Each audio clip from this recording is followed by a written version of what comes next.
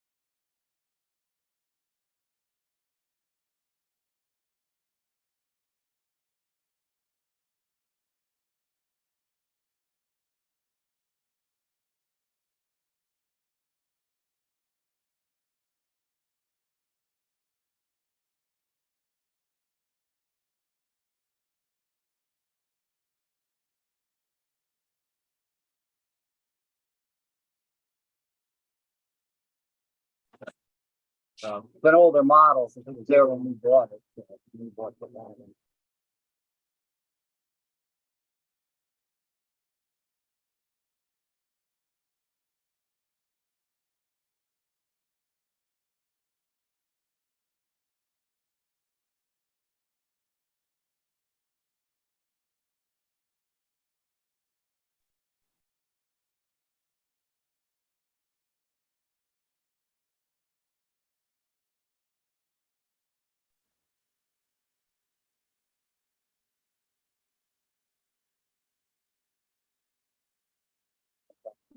This doesn't work.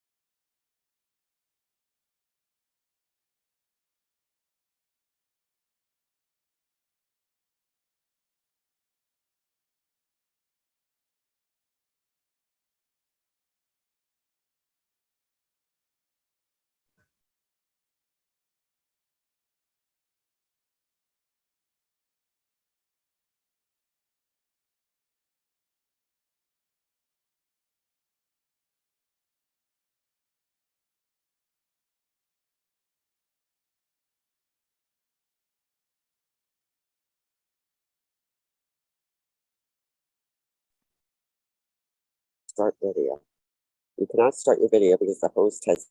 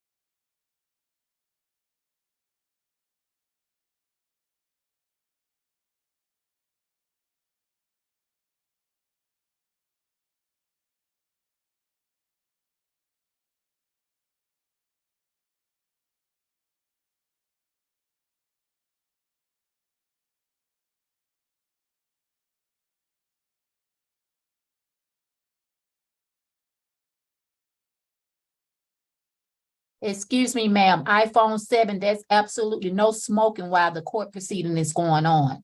Please, I'm gonna stop your video again, okay?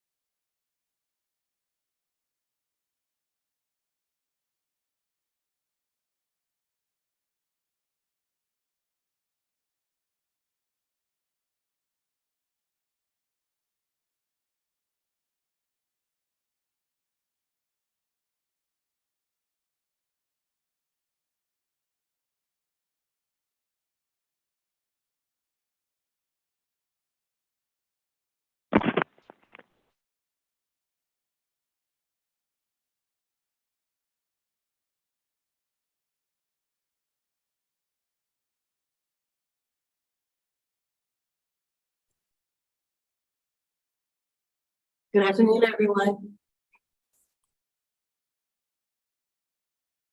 Can you hear me? We can hear you, Yes, Judge. Judge, good afternoon. Yes, I can hear. Good afternoon, Your Honor. Okay.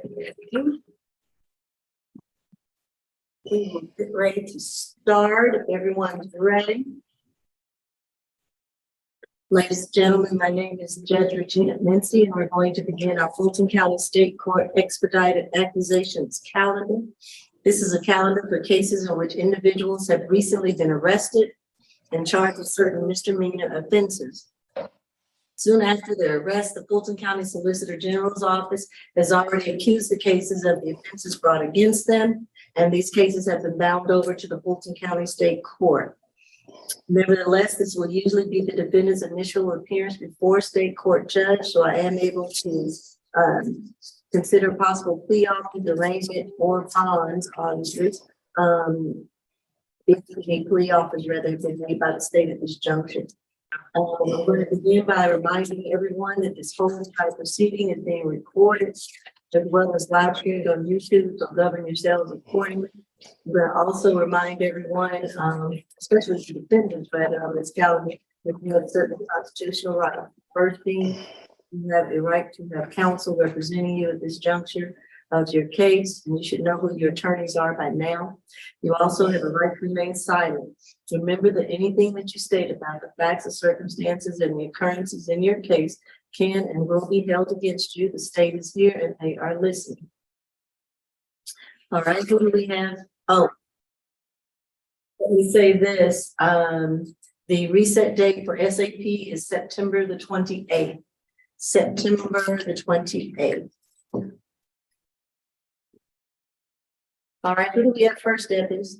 Good afternoon, Judge. This is going to be position number 3. It's a private attorney case. Last name is Butkus. Good afternoon, Your Honor. This is Eric Ballinger on behalf of the defendant. This I is apologize. I'm not wearing a coat. I left it downstairs in my car. I didn't get the code until just a couple of minutes ago. So, All right, we'll forgive you. No worries. Yes, This is Carolyn O'Brien, the victim. okay. Thank you for letting me know. Carolyn. Last name is what again? O'Brien, Obrien. Yes, ma'am. All right, thank you. All right, and who's the prosecutor on this case? I'll go ahead and call it 23 CR 005520C. Darcel Butkus, charged with 1 count of harassing communication. That's me, Your Honor. Okay, thank you, Mr. Bibiano. Second arrest, last arrest was August 1st. Violation of family violence order. Harassing phone calls out of Forsyth County. That's open. And he had TPOs that was issued in May and August. So that's it. And you said TPOs in May and August? Yeah, it's 2 on the GCIC. But Your Honor, there's only one TPO. It was issued on May 3rd. All right. And I can confirm that, Your Honor. And my understanding is, for some reason, it's populating as 2 cycles, but this does arrive from the same incident. Oh, okay. All right. All right, go ahead, State. Yes, Your Honor. In this matter, officers met with the victim, Miss O'Brien, regarding a harassing communications investigation. She alleged the defendant created multiple fake accounts on Facebook to slander her and her nonprofit using names such as Beth Barrington, Darcy Ode Butkus, and Inspector Bark. The victim stated that the harassment escalated after she settled a civil suit with a former employee. She also stated the defendant once traveled to her home in Roswell to slander her door to door in her neighborhood. Detective in Forsyth investigated the Facebook accounts and confirmed that they were created by the defendant. The defendant also sent an email directly to the victim, accusing her of collusion and conspiracy. As defense counsel has pointed out, that TPO was ordered May 3rd, 2023, and it was sent certified mail and it was signed for May 16th, 2023. We were able to contact the victim in this case.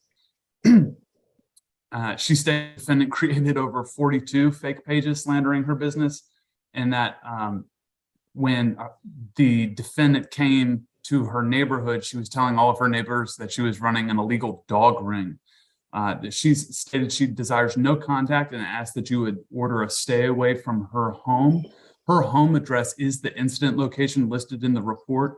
And Your Honor, I imagine defense counsel will bring up that this is the same incident as being brought up in 2 separate jurisdictions. However, we are concerned about the fact that the defendant traveled to our jurisdiction to harass the victim here. We are asking for a $3,000 SOB through pretrial, no further contact with the victim, Miss Carolyn O'Brien, a stay away from the incident location, and no alcohol, drugs, or weapons while out on bond. I'd like Your Honor to address Miss Carolyn when that's appropriate.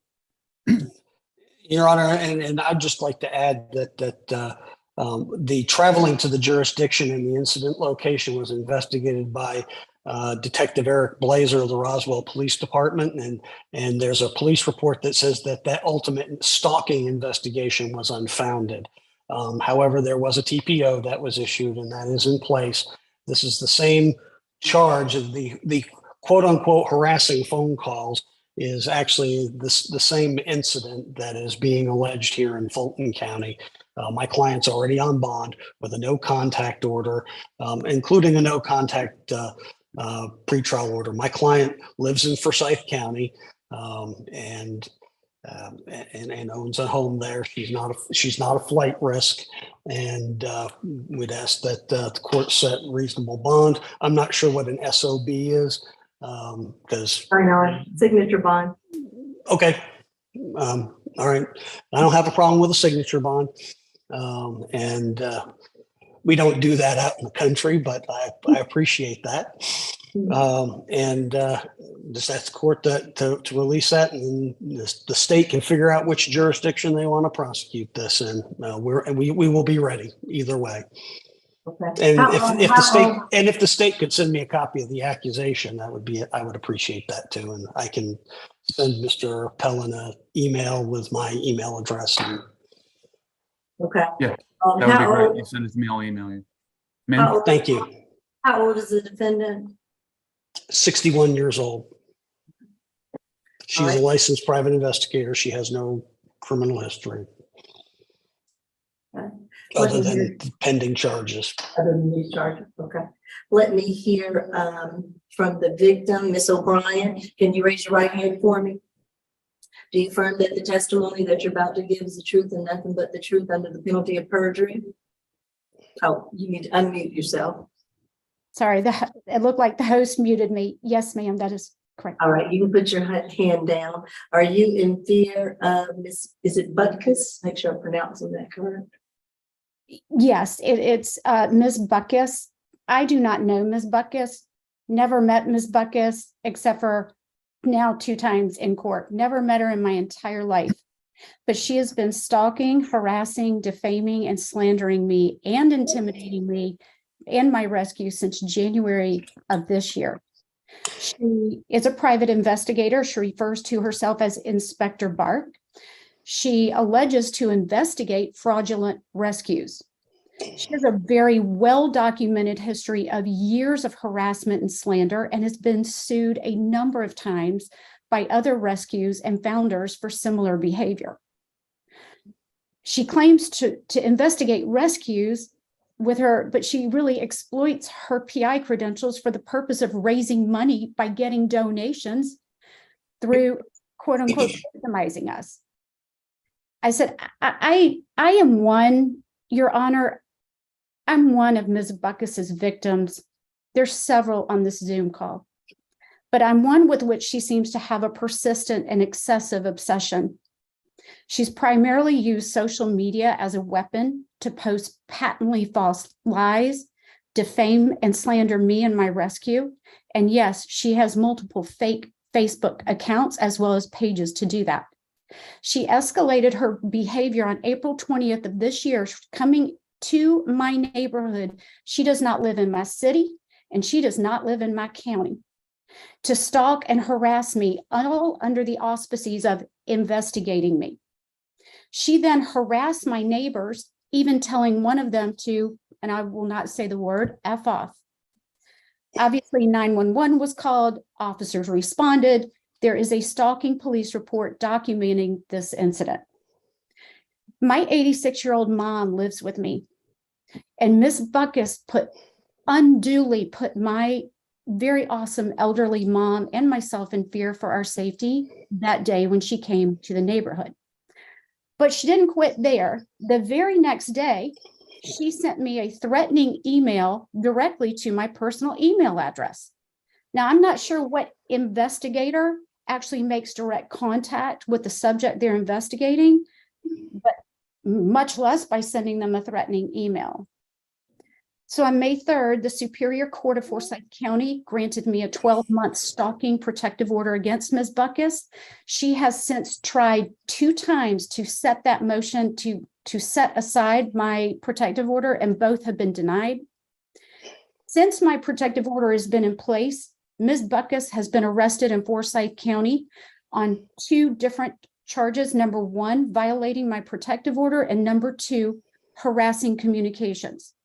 This is now Ms. Butkus's 2nd arrest for harassing communications. I think most importantly for the court, Your Honor, Ms. Butkus has a history of documented mental instability.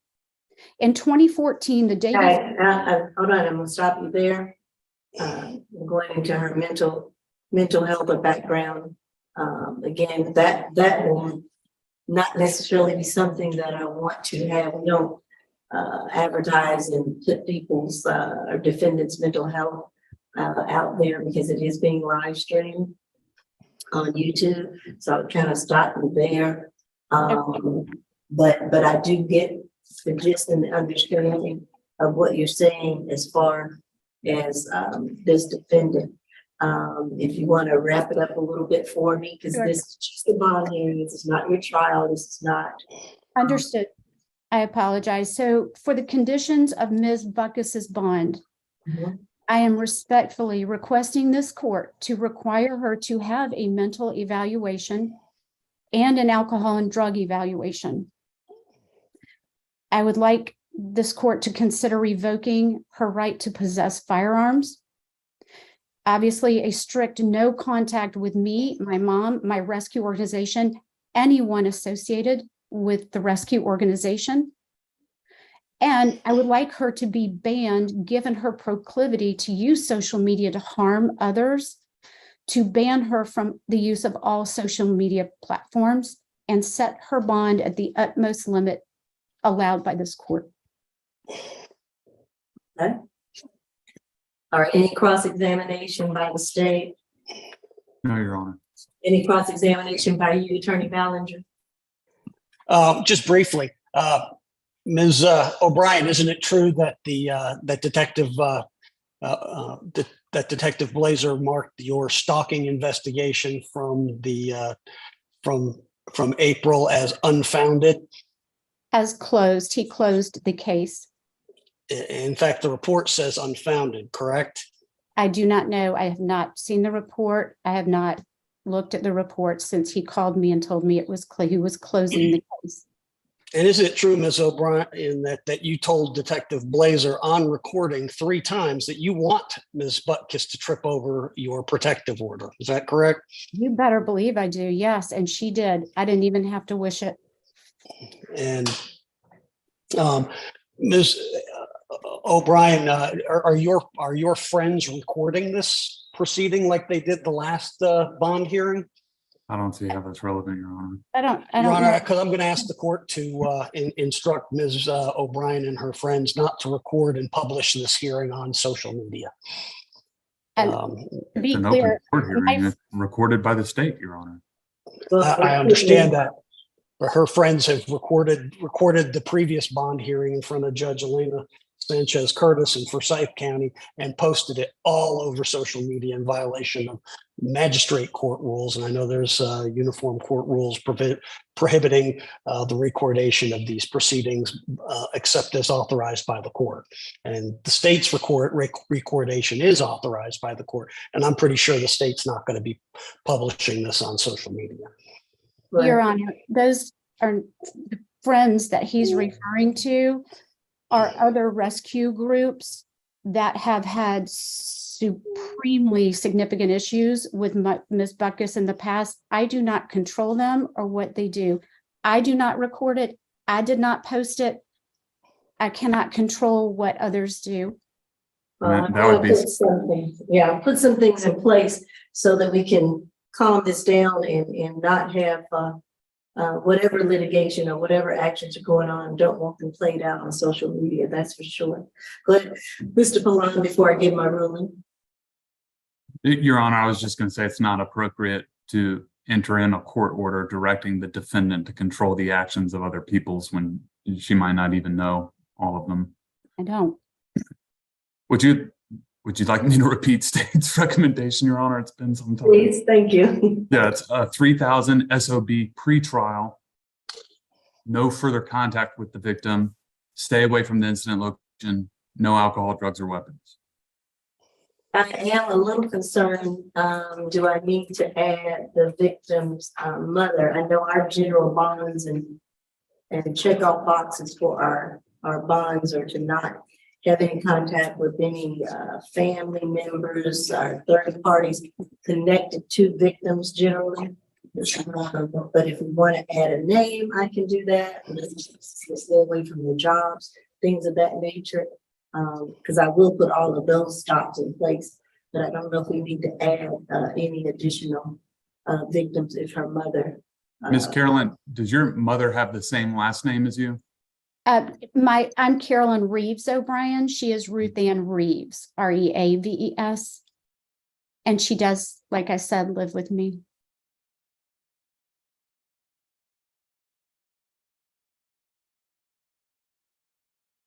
Okay. All right, if we're ready for the ruling, I am a little apprehensive about a signature bond. However, the state has recommended.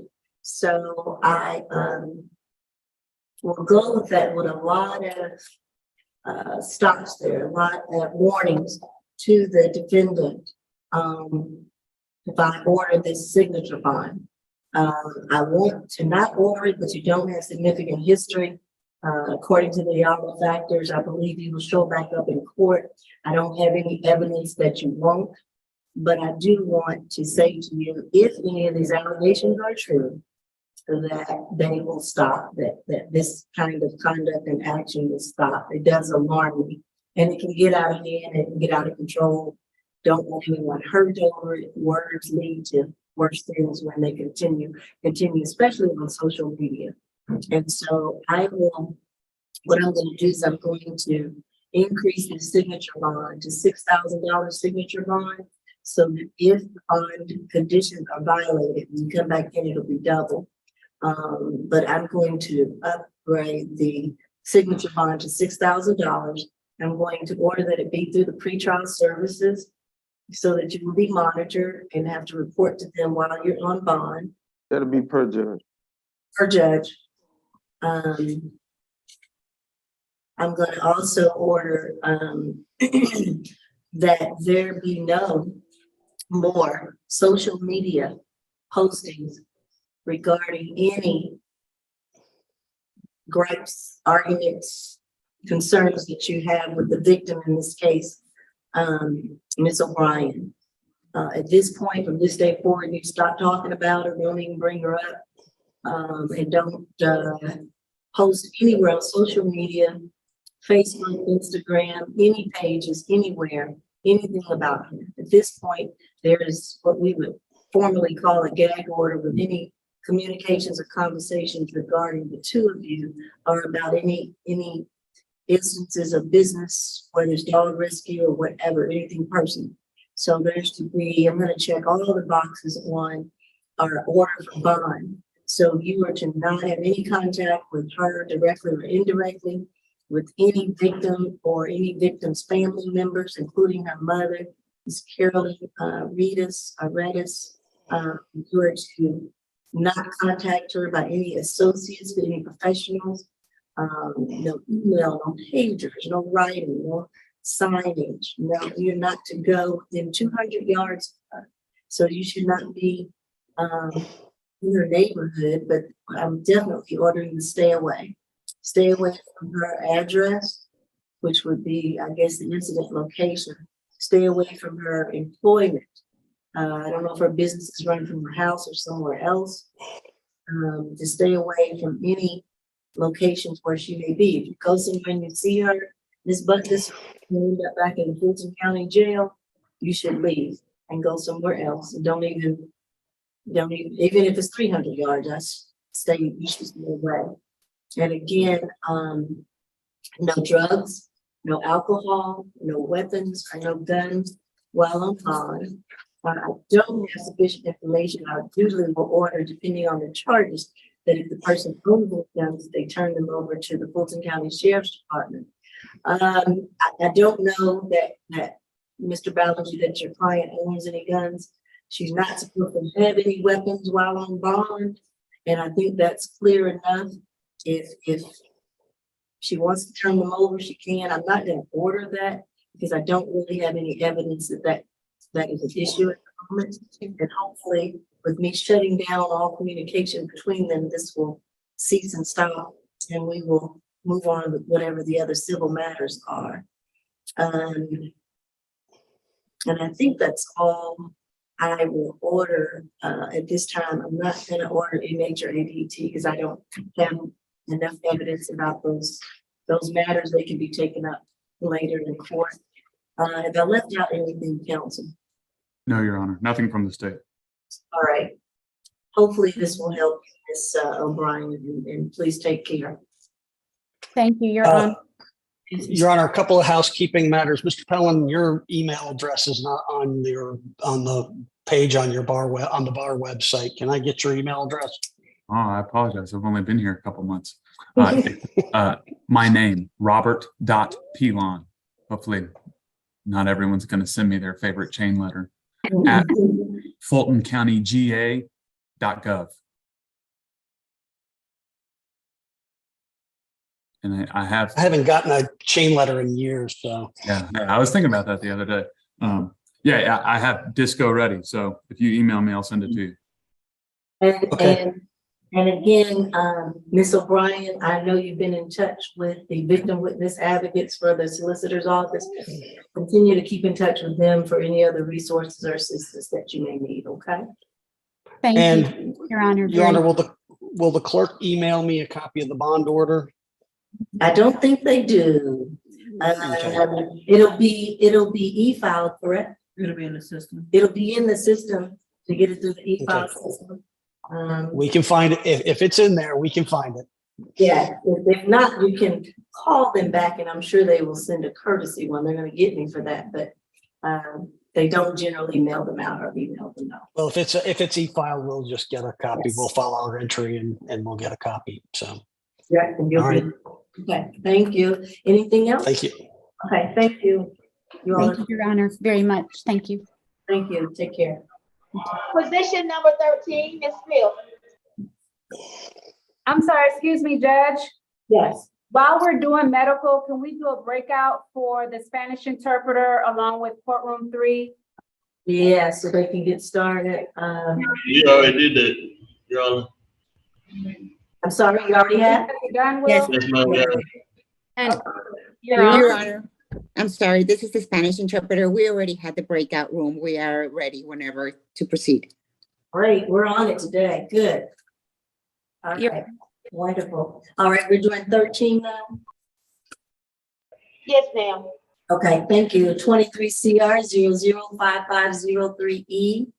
Ms. Smith charged with 1 count of simple battery. Pre-trial. It's her first. She need a co-signer. She's 17 years old. Oh, 17, thank you. State. Your Honor, this incident is alleged to have happened on September 10th, 2023. The defendant, Ms. Unique Smith, went to the location of 5831 Campbellton Road, which is a Popeyes, where our victim, who is also a minor, we will refer to her as SB, was working. I believe she is online. Will you raise your hand, young Miss Bennett, if you're online? That your mother? I'm Your mother? Okay. I am. So what happened is the defendant approached the Popeyes, approached our victim, SB, began arguing with her about an ex-boyfriend. The argument turned physical with the defendant striking the first blows. SB defended herself. She received punches to the left side of her face. Law enforcement was called. Your Honor, we are asking that in addition to having Ms. Smith have a co-defendant, she be placed on level 2 signature bond through pretrial services. She stay away from the incident location, stay away from our victim SB and her mother. Continue school if she is in fact in school. And Your Honor, we would ask that you hear from Ms. Joyner when it is appropriate. She was actually present at the date of the incident. Oh, the mother of the victim was also present. Is that what? Yes, they worked together at the same location. Yes, Your Honor. Ms. Joyner, is your daughter on? Who's that on Naomi's phone? Is that your daughter? No, my daughter, she's in school. I'm stepping in for her because she's in school right now.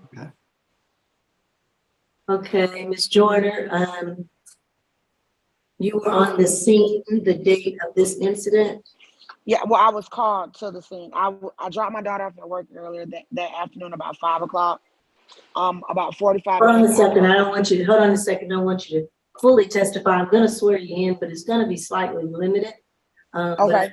I do understand your daughter is a minor. Your camera come back out to see you.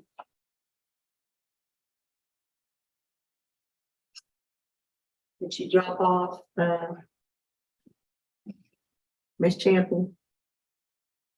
She's still on, Your Honor. I think she's having to fix her camera, but her name is still appearing. Oh, I see it. Ms. Joyner, can you hear me? Ms. Joyner? Your Honor, the defense would like to make a record that we object to her testimony since she came after the incident ended. She was not actually at that time at the incident when it was happening. So we would like to make an objection to the record. Your Honor, I think what Ms. Joyner wants to testify to is the impact this has had on her daughter and what would be appropriate for bond. Going to be very light and limited, and PD Kim, your objection is so noted. Ms. Joyner, can you raise your right hand for me before I let you speak a little bit? All right. Affirm that the testimony you're about to give is the truth and nothing but the truth under the penalty of perjury. Yes, ma'am. All right. You know, since you were not there, I understand your daughter is a minor. How old is your daughter? She's 15. 16, okay. And since she's a minor, I understand pretty much what your testimony would be as a mother, but you were not there. I don't believe you're a victim in this case, but as a representative of the victim, I'm going to just tread very light and very limited with you. You want to make a brief statement on the impact that this had on your daughter. Yes, well, it's been ongoing. I'm unique. I have been trying to just speak with her briefly and tell her to just stay away from my daughter because I didn't like the attention that she was bringing and the way she was coming off at my daughter. So I guess they got into it because I kept telling her not to hang with my daughter. And on the day of the incident, my daughter called me and said that she kept coming at her. I understand. Now, you know, I don't want you to testify to what someone else told you. Well, no, I'm telling you what my daughter called and told me because she wanted me to pick her up that day this happened. But she's the someone else. Your daughter is the someone else. Okay. Well, yeah, that's true. But she wanted to leave work that day. They will deal with that in court. This is not the court hearing for the case. That will be handled a different way. But right now, I just wanted to understand, and I think I do, that this has been traumatic for your daughter. Very much so, yes. And she's fortunate to have you as a mom to support her, correct? Yes, ma'am. Let me ask you this, does she still work there? She works today, yes, ma'am, she does. And do you know if the defendant is still working there as well? Do you have any knowledge of that? I was told that she was not, but I'm not 100% sure if she still will. I'm not for sure. After this, okay. Is your daughter going to continue to work there? Yes, ma'am. From my understanding, yes, she will, unless the restaurant manager has any other decisions. At a different location? Well, no, she's going to still be at the same location, but from my understanding that she's supposed to work today, but I haven't spoke to the GM since the incident happened.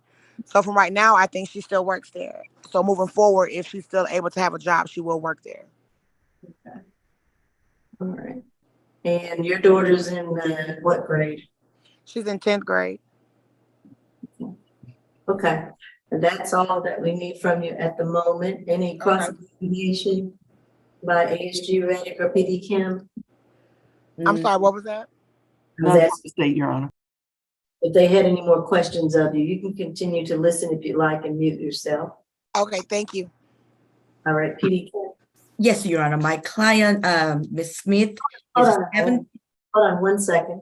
ASG Reddick, did you give me your recommendation? Yes, Your Honor. We asked for a $5,000 signature bond through pretrial services level 2 with the cosigner. Stay away from the incident location, stay away from the victim. Okay, thank you. For some reason, I don't know, I didn't write it down, so that's why I was asking you to repeat it. Thank you. PD Kim. Yes, Your Honor. Basically, a defense has no objection to prosecutor's recommendation, Your Honor. Only one thing though, Shannon Wickerson is a mother. I was hoping that she would come to the I'm here. Okay. She's going to be a co-signer for the pretrial service. And Your Honor, my client will not be working at Popeyes anymore. So we will be okay. There's no objection to stay away and no further contact, Your Honor. All right, Ms. Wilkerson? Yes. We'll need to get the spelling of your name as a cosigner for your daughter's bond. Okay. Wilkerson. And then your first name? Shannon, Shannon. And do you have a utility bill from your residence that you could bring with you for additional ID, I do. as well as your driver's license? Yes, ma'am. All right, anything else pre-trial? Nope. All right. I am going to order the $5,000 signature bond through pre-trial per judge. The co-signer will be the defendant's mother.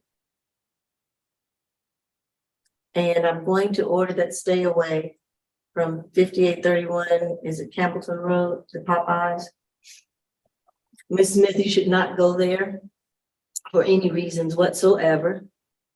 If you do, you'll be back in jail. You are to stay away from that location, as well as no further contact with the victim. You're to stay 200 yards, 2 football fields away from her. You're to have no contact with her via social media, no Facebook, no Instagram. Do not post about this case. Do not talk about this case. Do not talk about her, her family, or anything related to this matter, or else you'll be back in jail. I'm going to order that if you are in school, which hopefully you are, or working on a GED, that you attend school or work toward a GED. I'm going to order that you have a curfew, and that curfew will be from 9 p.m. to 7 a.m. And then hopefully after 7 a.m. you'll go to school. I'm going to order that through pretrial services, you take the 1-day anger awareness course.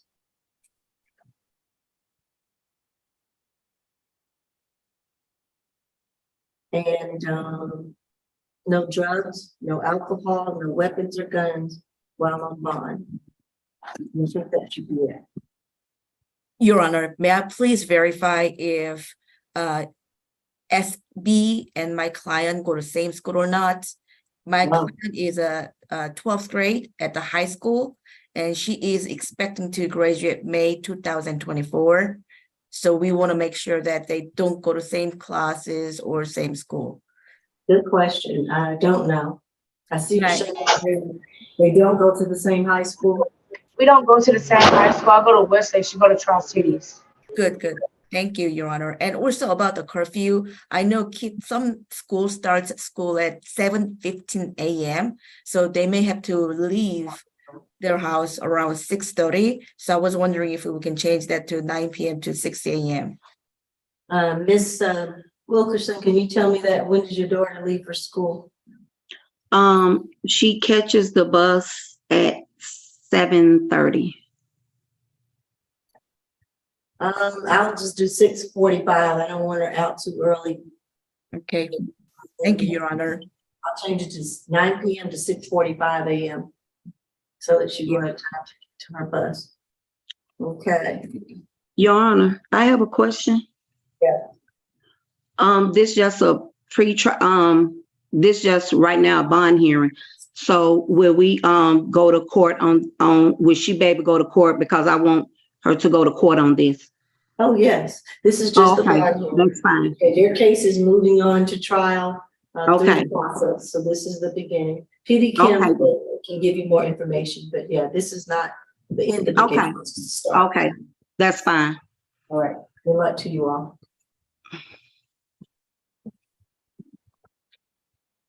All right. You got position number 4? Yes. I'm sorry. Which case deputy? Position number 4. 4.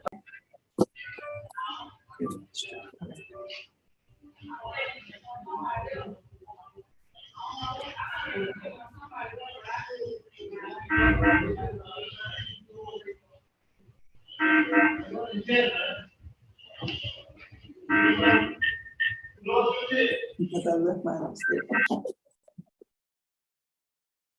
All right. This is 23 CR 005521J. Victor Centeno Moreno. Charged with one count of simple battery family violence pre-trial. First. State. Your Honor, this is the interpreter case. Are All right. you ready, Madam Interpreter? Yeah, I'm here. Yeah. Please raise your right hand for me. Do you solemnly swear or affirm that you will faithfully interpret from Spanish to English, English to Spanish, the proceedings before this court in an accurate manner to the best of your skill and knowledge with no embellishments? I do, Your Honor. Thank you.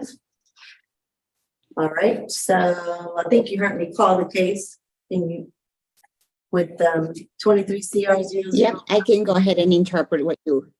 Okay, good. I can go ahead. Sorry, Your Honor.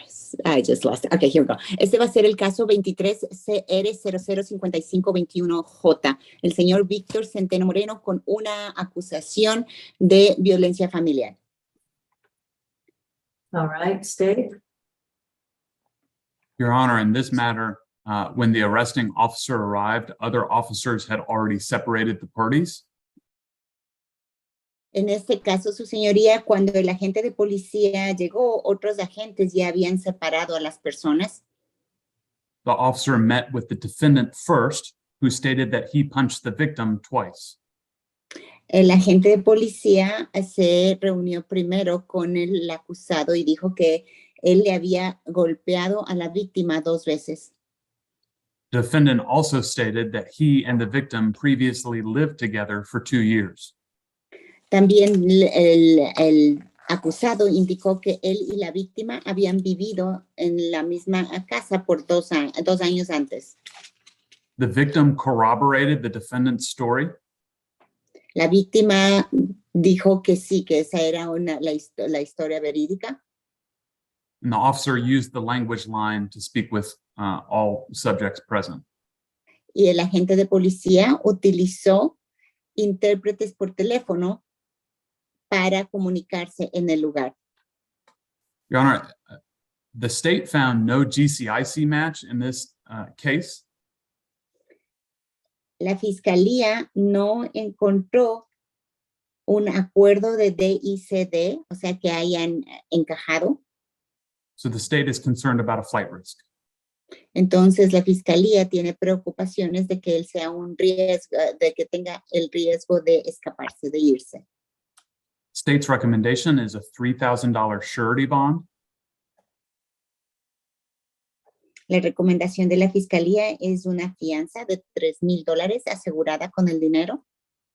No further contact with Carlos Armando Bacenas Lara.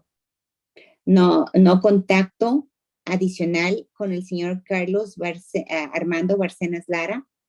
And no alcohol, drugs, or weapons while out on bond.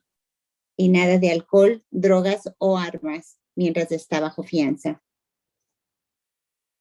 Lady Kim. Yes, Your Honor. My client is 28 years old. Sí, su señoría. En cuanto a su defensa, mi cliente tiene 28 años de edad. He has been here in Georgia for the last 9 years. Ya está aquí. Oh, go ahead, sorry. He also has his brother here in Georgia. Él ha estado aquí por los últimos 9 años. El hermano de él vive aquí en Georgia. He has a ties to the community along with his job, so he's not a flight risk. Él tiene gente en la comunidad, también su trabajo, entonces él no es un riesgo de escape o de fuga. He's gainfully employed as a painting subcontractor for the last 3 years. Ha estado trabajando como un subcontratista en pintura por los últimos 3 años. And he will not be qualified for public defender services. Y él no califica después de hoy para los servicios del defensor público. We would like to request for a signature on bond. He is recommended for unsecured judicial relief. Y queremos pedir una fianza nada más con la firma. Él no está siendo recomendado para que lo dejen salir sin nada asegurado. We have no objection to no further contact. Y no tenemos ninguna objeción a que no se, a la orden de que no se comunique con esta otra persona. Nothing further, Your Honor. Y eso es todo. Your Honor, it's my understanding that family violence charges are barred from UJR. Y esto es de la Fiscalía a la juez, que estos casos de violencia doméstica no puede ser usado la defensa que se usó. Please consider that he has no other violence case, no other past history at all. Considere que su señoría, en cuanto a la defensa, que dice que no tiene ningún antecedente pasado anterior con violencia, y no tiene historial. Go ahead, sorry. I'm requesting for signature on bond. Y también está pidiendo la defensa una fianza nada más con la firma. And Your Honor, I would point out, we don't know that this person has no history. We're not able to identify this person. Y también la fiscalía quiere decir que no sabemos que si es que no tiene un historial violento, no podemos identificar a esta persona. And ASG Palan, you stated that, what did you state about family violence and being barred from UJR? State that again. Yes, ma'am, I can find the statute for you, but there is a statute. It's the statute that authorizes UJRs, and it specifically says that family violence offenses are not, I can't remember the term it uses, non-monetary bailable. Basically that UJRs cannot be ordered for family violence offenses. Your Honor, if I may, so this isn't UJR. We do signature on bond in this jurisdiction. It's my understanding that it is a bond, and it is not bar, just like it's bail restricted is what ASG Palan is referring to. But because in our jurisdiction, we don't use UJR, it's not applicable. Well, we sometimes use it. That's why I didn't. It is different. PD Abden is correct. A signature on bond is something different. And so if that PD Kim is requesting, then that's something Your Honor consider. But if she's requesting a UGR, which would be a signature with no bond amount, that is not permitted. Right, and it's my understanding, since there is a bond attached to it, and the jail and or pretrial services would be acting as the bondsman, it's not subject to that restriction. And so I do think that PD Kim is requesting a signature on bond, so that point is moot. All right. I'm going to, there's no further argument. I'm going to order the $3,000 signature bonds in the jail. I'm going to order that there be no drugs, alcohol, weapons, or guns while on bond. That the defendant is to have no further contact with the victim in this case. And I'm making sure, state, did you ask for a stay away from the incident location? Did you request that? No, Your Honor, it's a large shopping area. State would request that if Your Honor is ordering an SOB that you do it through pre-trial. And again, that's because of the inability to identify the note GCIC match. I don't know that pre-trial was taken because of that. What happened about Pre-trial? Can you hear me? Oh, now I can. Say about the I can't hear you though. what was said about the GCIC? Oh, there's no match and can't find him in there, period.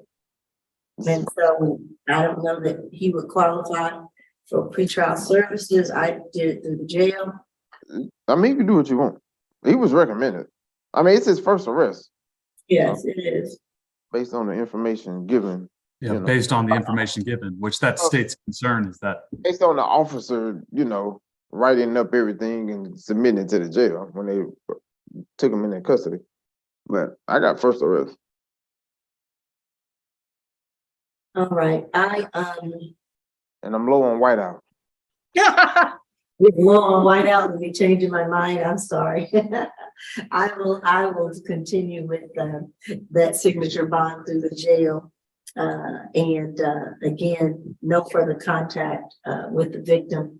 And again, if he sees him within 200 yards, stay away. All right.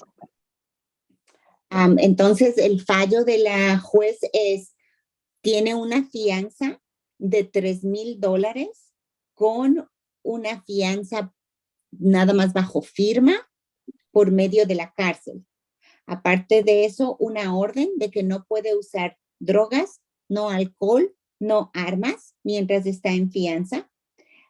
Tiene que regresar para cuando le den la cita y tiene que no más contacto, nunca más, con el señor Carlos Barcenas Lara y tiene que estar lejos del lugar donde fue la pelea por 200 yardas. All right.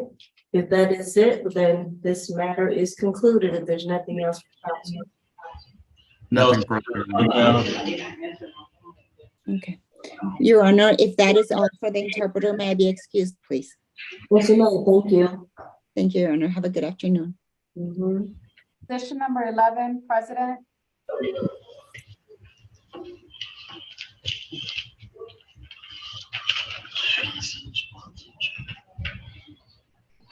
It's 23 CR 005499H to meet the president, charged with 1 count of criminal trespass.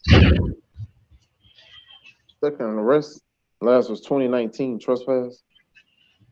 On probation for that in DeKalb County. That's it. All right, stay. Your Honor, this incident is alleged to have occurred on September 12th, 2023.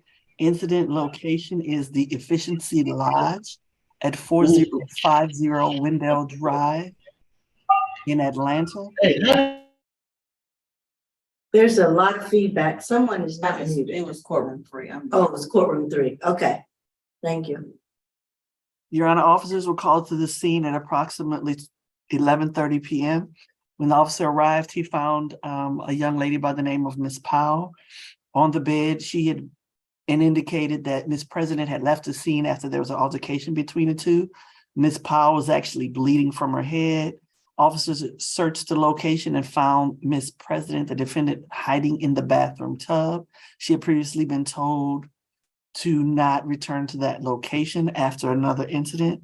Your Honor, I couldn't quite hear whether or not pretrial services said that she qualified for a bond through them. On probation. She's currently on probation. Your Honor, this young lady currently does have a bond in place of a $10,000 bond.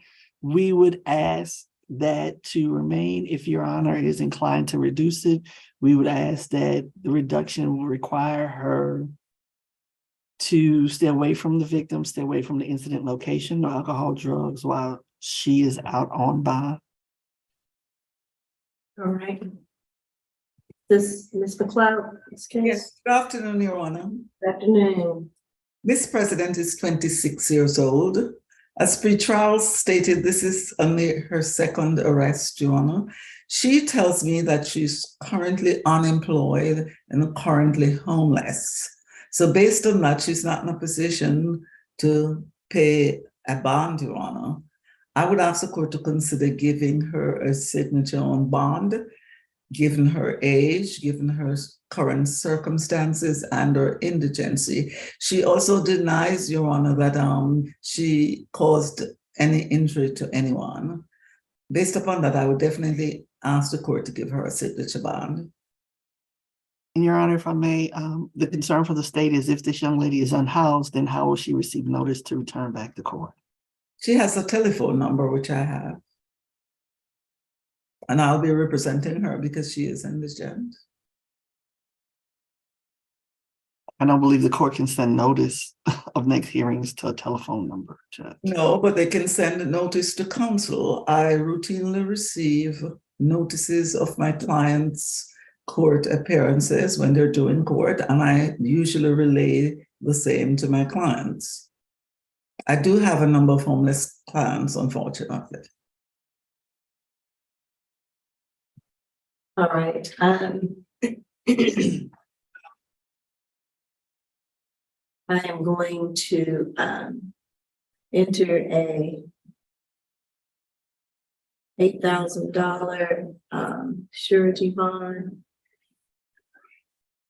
With that $8,000 surety bond, stay away from the incident location. I think we said it's a Econo Lodge, Efficiency Lodge.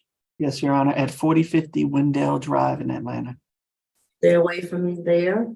No further contact with the victim, Ms. Powell.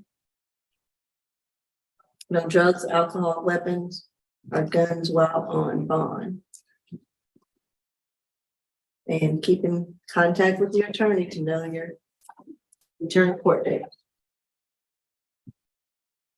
And that should be it. Anything else, counsel?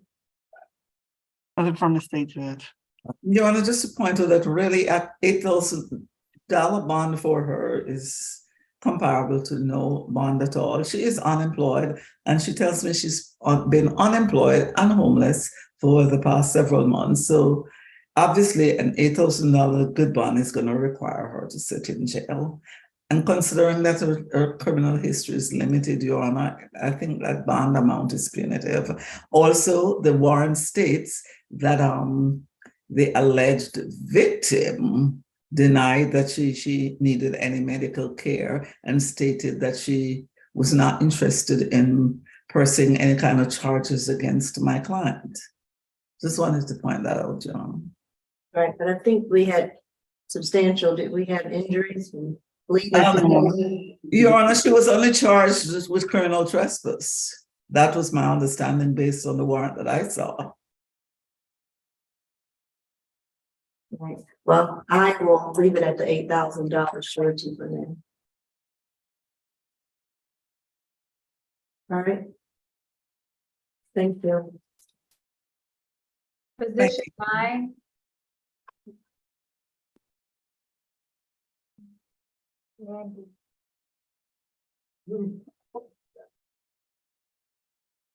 Bandy. Position 5. Position 9, Bandy.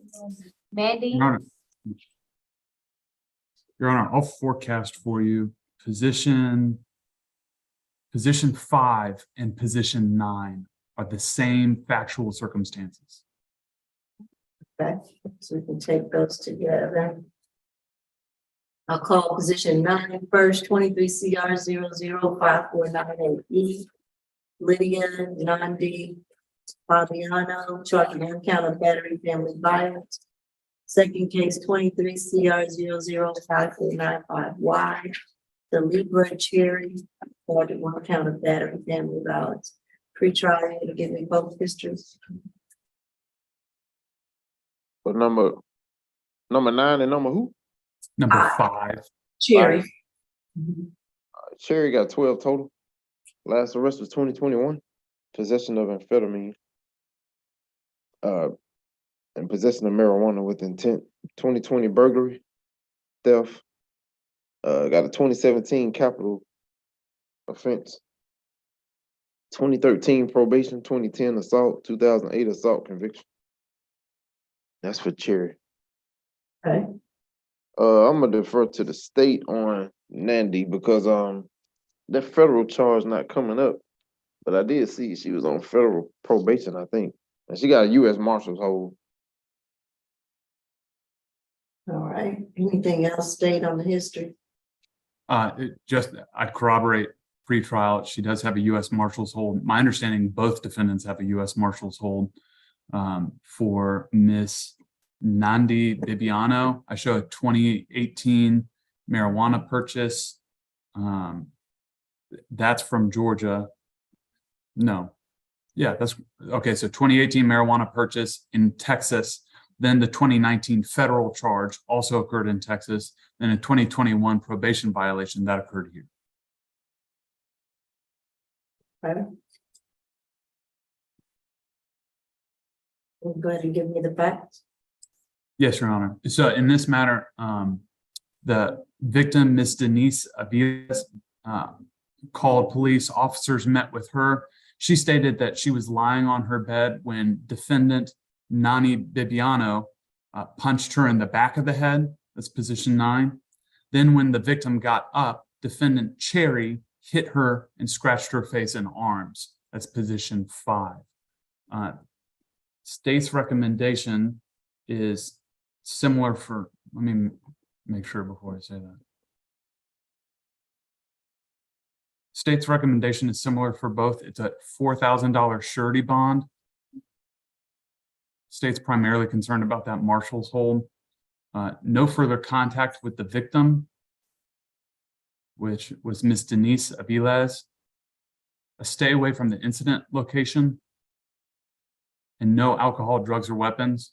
Your Honor, I'll point out defendant Cherry more so than defendant Nani Bibiano has an extensive out-of-state record, very little in-state. So we're concerned about a flight risk. All right, PD admin. Thank you, Your Honor. I'm representing position 5, Cherry. She is 34 years old. She's originally from Kentucky. She moved to Georgia to be closer to her mother. She is a mother of 3 children. They are 17, 14, and 9 years old. Your Honor, I understand that my client has a history and a marshal's hold, but she was recently released from prison. As I understand, she's served her time. She's been bettering herself for her children, and I'm asking Your Honor to take her familial obligations into consideration when setting bond today. Her indigency, future earnings, and her obligation to her children are a concern. She was supposed to start a job on Monday at Always Sweet, which is a catering company. She cannot afford the current bond amount or any bond at all. I'm asking Your Honor to consider the potential loss of her employment opportunity when setting bond today. And my client tells me this was a misunderstanding. It seems the incident location, I think, is a halfway house, I believe. And she does have another place to stay if Your Honor would be inclined to allow her to get a signature bond, and a stay away would be fine, and a no further contact would be okay as well. And she tells me it was a dispute with one of her roommates, who is the complaining witness, and she tells me she does deny the allegations, and as I've stated, it was a misunderstanding. And so I'm asking Your Honor to grant her a signature bond, and if Your Honor is not inclined, a reasonable bond at $250, which is all she could afford at this time. Your Honor, just to clarify, there's currently a $10,000 surety bond for both defendants. That's what PD Apton is arguing against. Correct. Okay. All right, we'll start with position 5. Well, in the chair, I had position 9, correct? Yeah, let's start. That's correct, Your Honor. We start with position 9. On position 9, I will. Your Honor, I haven't spoken on part of Ms. McLeod, yeah. Thank you. I apologize. Go ahead, Ms. McLeod, tell me about the other case. I apologize. Miss Nandy is 25 years old, Your Honor. She tells me that she has her mom and her younger brother who live here in the Metro Atlanta area, so she definitely has ties. She has very limited criminal history, Your Honor. I believe I heard 1 arrest and that there was a marshal's hold. She denies strongly the allegations. In fact, she tells me she was really surprised because she was asleep when she was woken up and arrested. She denies attacking anyone, Your Honor. I would ask the court to consider giving her a signature bond so she can get out of jail. She is not currently employed, Your Honor, so she's absolutely in no position to pay a $10,000 bond or any bond whatsoever. A $10,000 bond would be tantamount to no bond for her. And given the fact that her history is very limited, and certainly she has no violent history, I would ask the court to consider a signature bond for her. And she does have somewhere else that she can live. She can live with her mom. Nothing further, Your Honor. So with both of these defendants, they have the marshal's hold. They would not come and get them, or what's the status of them? I don't know the answer to that question, Your Honor. I can tell you with position 9, the offense listed with it, I'm not familiar with. Intent to promote the carrying on of unlawful acts. With position 5, I am familiar with it. It's trafficking of 3 separate counts, 3 separate drugs. But I don't know if the marshals intend to come pick up these defendants, or they're just going to let them hang out in the wind, or I don't know. Your Honor, I would say, given the hold that my client has, that a signature bond would be appropriate, because there would be no point in her bonding out, paying cash, and she's going to be taken, not that she has cash to pay, taken out by the marshals. Anything else, PD admin? I'm assuming that they would go straight to the marshals or order that they only be released to them and not released to the street, so to speak. But Yeah, my experience with the federal government, I would not expect that, Your Honor. I would just second. That's a fair assumption. Yeah, I mean, if they both have a hold, I mean, I would ask Your Honor to consider giving my client a signature bond and to allow her to deal with whatever federal hold she has at a later date. mm-hmm. All I've right. experienced federal agencies not picking up, was the reason for my comment. Well, some of them would not. Well, sometimes we have that certainly with local jurisdictions as well.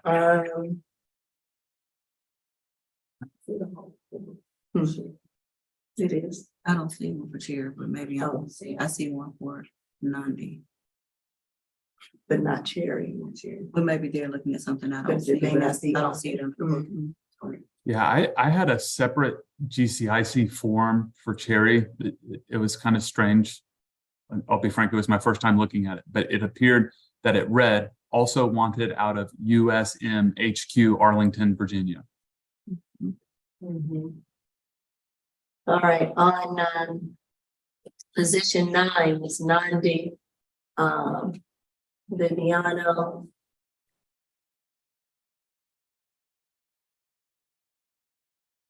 I will order a $10,000 signature bond through the jail to be picked up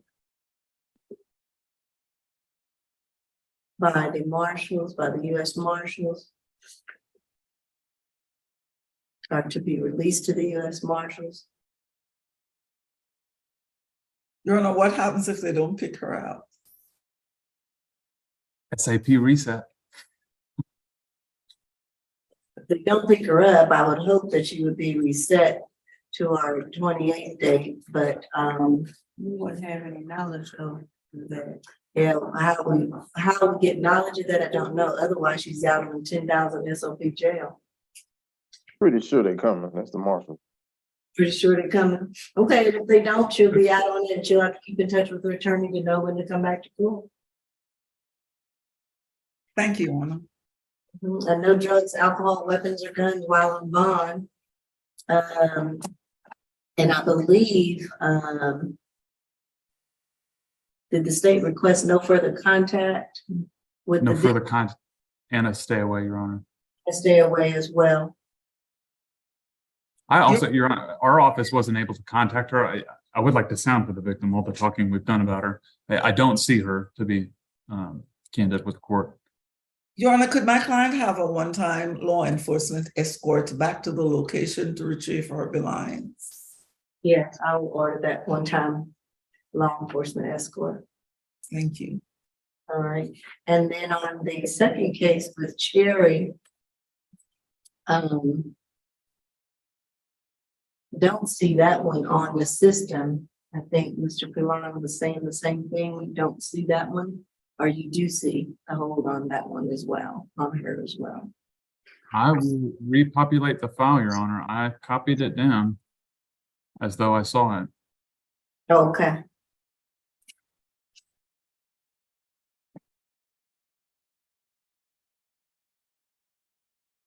Your Honor, if there is a hold, I have a current address for my client if she, needs to provide verification of where she's going to be. And I would ask Your Honor to consider giving her a similar signature bond to the co-defendant in this case. Yes, Your Honor, I see it right here. Wanted confirmed that wanted is still outstanding. Okay. I will do the same bond for position 5, 10,000 SOD jail to be picked up by the marshals. Stay away from the victim, and that was Denise, and I didn't recall the last name. Aviles. She on the Zoom call? I don't see her, Your Honor. Okay. All right, no drugs, alcohol, weapons, or guns while on bond. Stay away from the incident location. Does she need a one-time escort as well? Yes, Your Honor. A one-time escort to return to the property, to retrieve rather any personal items. And Your Honor, to clarify, is it she's to be picked up by the marshals? Yes. Okay, thank you. Position number 8, Kendrick. You got it. This is 23 CR 005497G. Yoshika Kendrick, charged with 1 count of simple battery family violence, pretrial.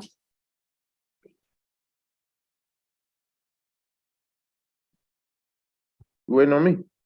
Yes, pretrial for 8, Kendrick. Kendrick. What was that? 15 total. Last was 2016 probation. 2014 probation. Last violent arrest I saw was 2005. All right. Okay. Your Honor, officer was dispatched to a domestic dispute. Once he arrived, he observed the defendant repeatedly push the victim multiple times until the officer detained her. She would not stop at the officer's direction. This occurred early morning yesterday, and the defendant and victim lived together. The victim is Mr. William Long, who I'd like to sound for at the end of my presentation. The state is requesting a $2,000 surety bond. Your Honor, that's because this defendant has multiple probation violations and at least 1 parole violation. We'd also ask for no further contact with Mr. Long and to stay away from the incident location, which is their residence. Right. P.D. Atkins. Your Honor, so before I start, I just want to say that she does have a history. There are probation violations as pretrial is noted. However, I do want to highlight for the court, the last one was in 2016, which was 7 years ago. So my client's 45 years old. She was born in Georgia. She's lived here her whole life. She has 2 kids. They're 7 and 8 years old. She works at Novo Health Services. She helps distribute the beds to be cleaned and returned to hospitals around Georgia. It's my understanding that neither one of them called the police, and this is a misunderstanding. They got into an argument, which was not physical, and there's no evidence showing that there was any substantial injury caused, and that there's no evidence showing that Mr. Long is in fear of my client. He's the father of her children. He lives in the home with her, and she is on the lease. I attempted to contact him, and her financial obligations are a concern, Your Honor. She's unable to afford bond and is in danger of losing her job if she can't get out of jail soon. And so I'm requesting Your Honor grant my client a signature bond and no further violent contact, and allow her to return to her home, which is the incident address. And the relationship with the victim and the defendant is They're together. Girlfriend and live together? Yeah, but they share children who reside in the home, to my understanding, and they're 8 and 7 years old. Your Honor, I would just rebut a couple of those things. One, that the officer observed violence. The officer had to break up the violence, and that it's not typically this court's practice to order no further violent contact without hearing from the victim that they would like to have contact.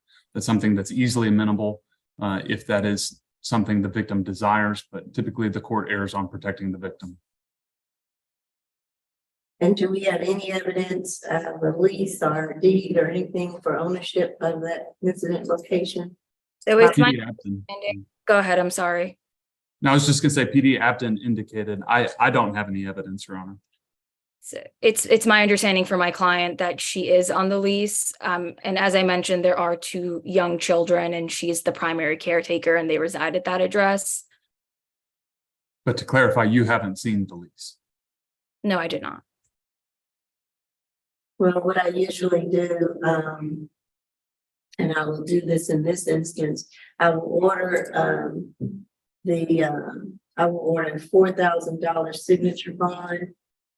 I will order that signature bond through the jail.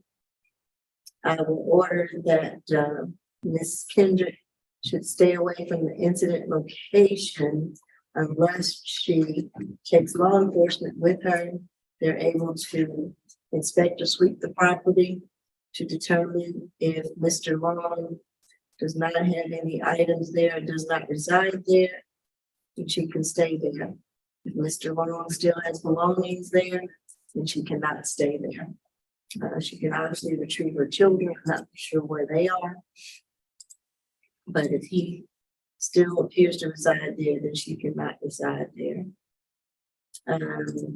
So that may be somewhat akin to a one-time law enforcement escort as well, to get personal items and to find out whether Mr. Long, the victim, is still there. Otherwise, no further contact with the victim. No drugs, alcohol, weapons, or guns while on bond. And if there's any visitation with the children, that should be facilitated by a third party, so there are no violations of the bond condition. Anything else?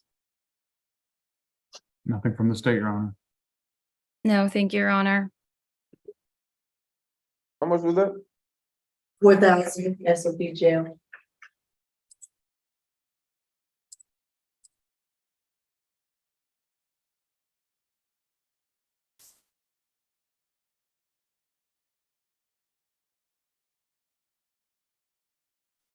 Your Honor, if I may just go back to position 5 Cherry real quick. Okay.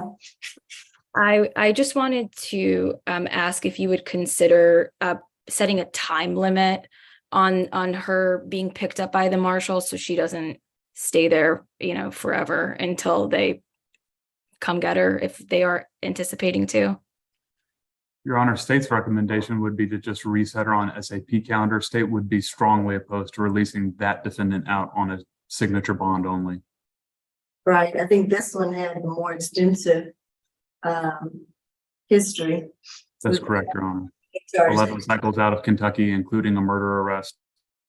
I would not do that if the marshals have not picked her up by the 28th of September, then she will roll back over to the SAP calendar to come back before the court, and we decide at that time. Thank you, Your Honor.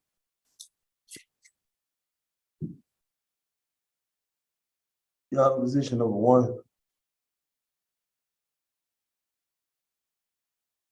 23 CR 005493J, Barber, charged with 1 count of battery, family violence. State, pre-trial. 21 total. Last arrest was in February for battery. Maintain a disorderly house. This was out of Union City.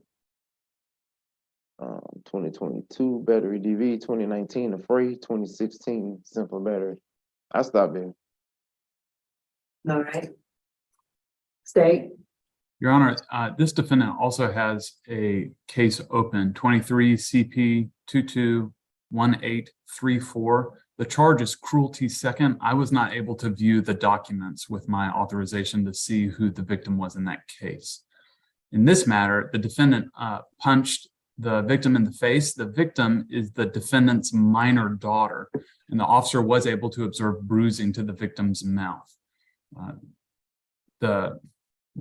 I guess that I would just say victim's initials are RB. I would like Your Honor to sound for RB.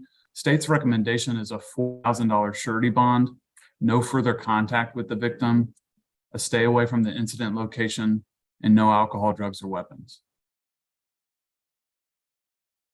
And so this incident location is it the home where the defendant and the minor reside?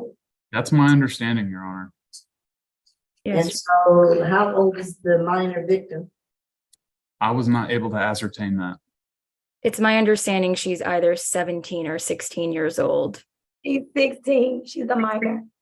She's 16, okay. All right, go ahead, PB. Thank you, Your Honor. My client's 41 years old. She was born in Georgia, has lived here her whole life. She's a proud mother to 5 children, 2 of which are minors, 17 and 16 years old, who reside in the home with her. She's gainfully employed. She works at Hertz at the airport as a customer service representative, where she's been working for the past 9 months. She tells me that she recently lost her mother, which has been very difficult for her, and she's only starting to get back to work part-time. She does not have the means to afford the bond set, and setting a bond for my client is equivalent to setting no bond at all. Her 2 children are home by themselves, and so I'm asking Your Honor to take her familial obligations into consideration as well. This incident occurred allegedly February 2nd of this year, which is at least, I think, 7 months ago or over 6 months ago. And it's my understanding that my client firmly denies these allegations. She tells me it was a misunderstanding. And the longer she remains in jail, the more likely it is she will lose her job. And it's the only way that she can take care of herself and her children. So in light of her familial obligations, financial hardship, I'm asking Your Honor to grant my client a signature bond. She does have stable housing, a job, substantial ties to the community. She's not a flight risk. I do understand that there is a criminal history. However, it does not appear that she poses a risk of intimidation or substantial danger to the complaining witness, as this did take place a couple of months ago. So there was a cooling off period. And just one thing I would like to rebut is it stated that there was bruising. If the incident didn't occur on that day, then bruising, to my understanding, does take some time to appear. And so given all those factors, Your Honor, I would ask you to consider setting a signature bond. Your Honor, I would just point out our officers aren't medical doctors. Certainly discoloration can happen at the time of a strike.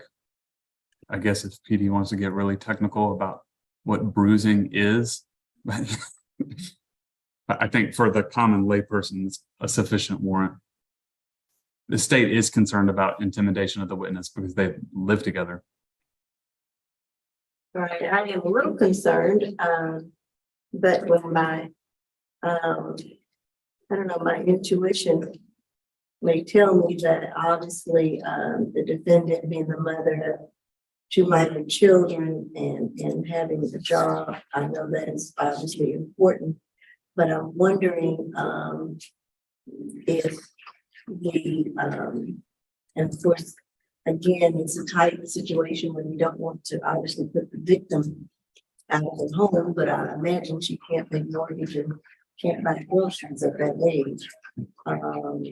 Or both 17 years. Your Honor, I'll just point out why you've been presenting the, my office was able to confirm that the victim in the other case appears to be the same victim in this case. Okay, same victim. I don't know, PB Avenue, if we have any information on, to say the mother can't go back home. It's a kind of odd situation, but I do understand. I do have some concerns about intimidation to make sure that we're not back here with any other incidents.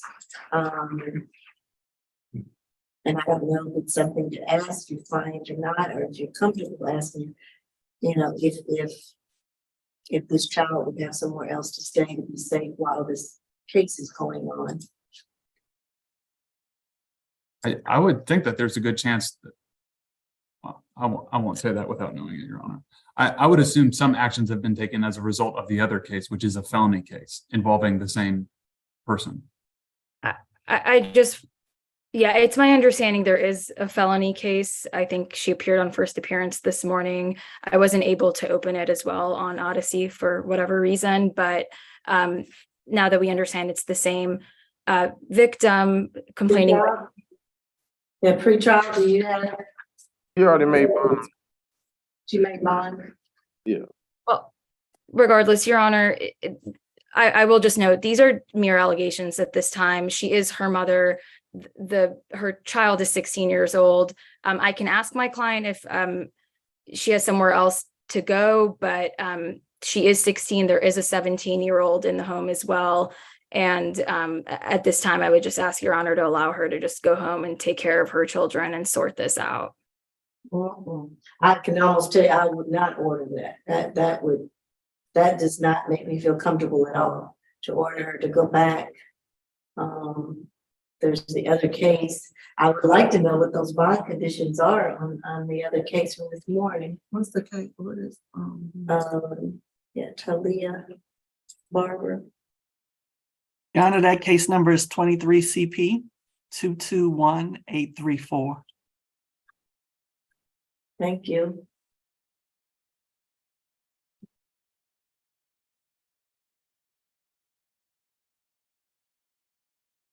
I certainly don't want to order something that's going to be contradictory to the other bond order. Your sound.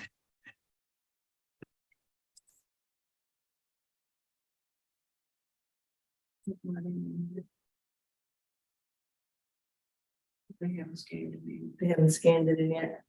Sometimes pre-trial has. All right, hold on for a minute. Knowledge of it. He may go grab it real quick. And Your Honor, while we're waiting, I just wanted to announce that I was not able to speak with my client position number 2. So I'm not sure if I'd be able to go into a breakout room. I believe he was held somewhere else, and I was given a number. I called several times, but was unable to reach them. Okay.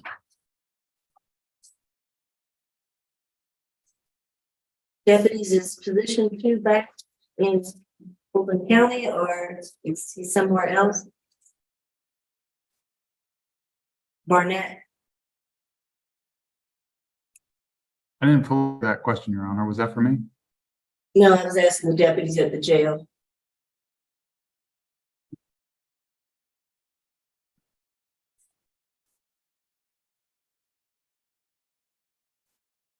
What position did you say was Aberdeen?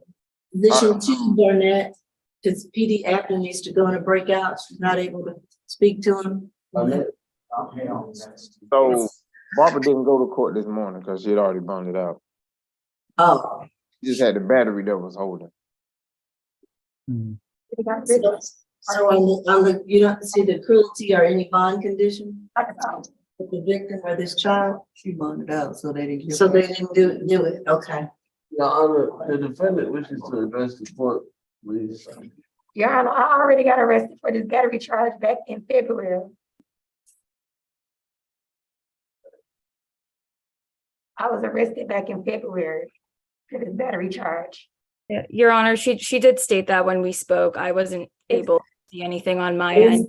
That is the offense date, but I was arrested by Union City Police. They took me to East Point Jail and I had to bond out. so is she on bond for both cases already?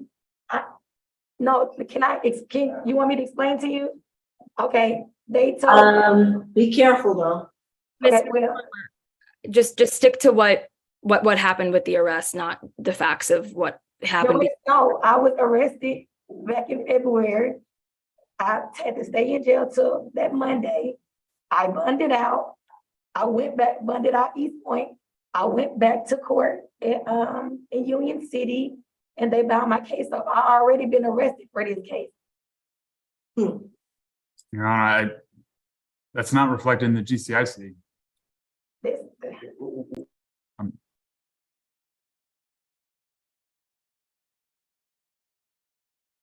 My litigation manager's looking it up as well. I mean, if she was arrested in Union City and it was bound over, then it's not gonna be in the system now anyway.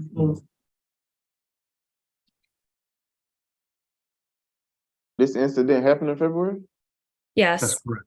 What's the date? February 3rd. Okay. That's a Union City warrant? Yes. Her last arrest was February 10th out of Union City for battery and maintaining a disorderly house. So that's why I'm asking. Okay, it was on the 3rd. My blood pressure was up. They didn't take me. They ended up giving me a citation. With that citation, I still had a warrant. So I had to go turn myself in. That's how that worked. She was given a citation on the February 3rd charge. Right. But they still issued a warrant for me. So I had to go turn myself in on the 11th. That's when I had to bond out. I wish I had documentation to show these things. It's like I'm getting charged 2 times for the same thing. Well, that would be sorted out. We're not going to do that, obviously. But we're kind of looking to see.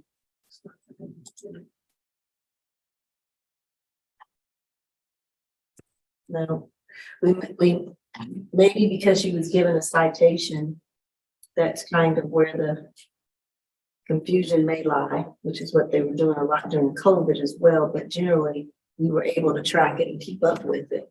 Right. And don't worry, Ms. Barber, we're not going to, accuse you 2 or 3 times of the same crime. That will be straightened out. The attorney will make sure of that with the solicitors. At this point with the bond, I'm just trying to, again, ascertain. I really honestly do not want you to go back into a living situation with your daughter, RB. Where do I supposed to go? Where do I supposed to stay? That's the question. Does RB have anywhere else she can go stay? Ms. Barber, does she have? Yeah, she's at my sister's house. Like she's at my sister's place. No problem. That's what I'm saying. The same day the police made me come and get her. So it's like, even though Barber, I got it. Yeah, she has somewhere to stay in. Where I'm gonna stay. She can stay with your sister? She can stay with her sister, yes. The child. Right, the child, yes. That's what I'm concerned about. I don't normally order that, but because the child is a minor and I'm assuming she cannot maintain that household, even 16 and 17, I don't know, they both are, the last question I have, Ms. Barber, and this is just a yes or no. Are both your daughters in high school? Oh, it's muted. Courtroom 2, if you could just let her answer whether her daughters are enrolled in high school, please. Yes, she's enrolled. She's enrolled in high school. Okay. Both of them? Yes. Both of them. Okay. That's kind of what I was thinking. I just wasn't for sure. So they're both in high school, so they cannot. So here's what I'm going to order, and the state's going to probably cringe with me. And that is, again, I'm going to order a $4,000 signature bond. And with that signature bond, I'm going to order that through pretrial per judge. I'm going to also order the 1-day anger awareness course. And I'm going to order that there be no further contact with the victim RB, and that Miss Barber can return to her home as long as RB does not reside there. I know RB is the victim, but as long as the victim is residing with her sister, mother, brother, cousin, wherever else she's residing, if RB has to reside there, then no, Ms. Barber, you cannot reside with her there. Your Honor, this may be your intention, but can we have an officer go to determine that? Okay, and Lex, when you are released, Ms. Barber, because you have a signature bond, you need to take law enforcement with you, that one-time law enforcement escort, to make sure that RB is not residing there. She may have items there. I'm not going to say that, because she may not take all of her belongings where she is, because I'm assuming it'll be temporary to some extent.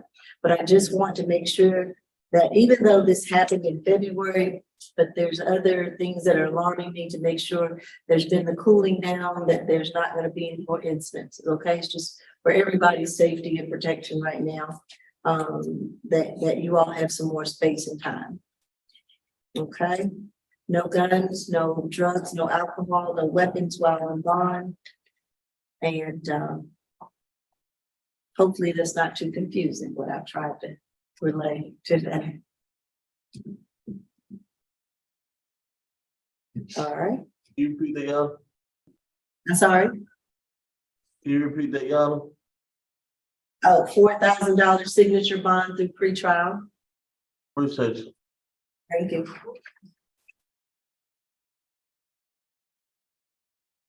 Position of the 6th, Your Honor, Mr. Irvin. What? 23 CR 005496C, Samuel Irvin, 1 count of battery family violence, pretrial. Third arrest. Last arrest was in the 90s. He was recommended. Thank you. State. Your Honor, in this matter, officers responded to a domestic dispute. He met with the victim, who stated the defendant punched her in the mouth without provocation when she got home from work.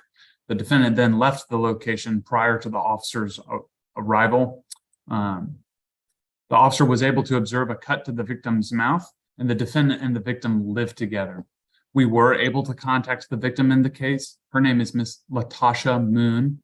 I'd like to sound for her. It's my understanding she'll be on Zoom. She stated that they still live together at the incident location, but that she has been on edge and that this is not the first time the defendant has been violent with her. She stated that she is in fear of the defendant and does not wish to have contact with him.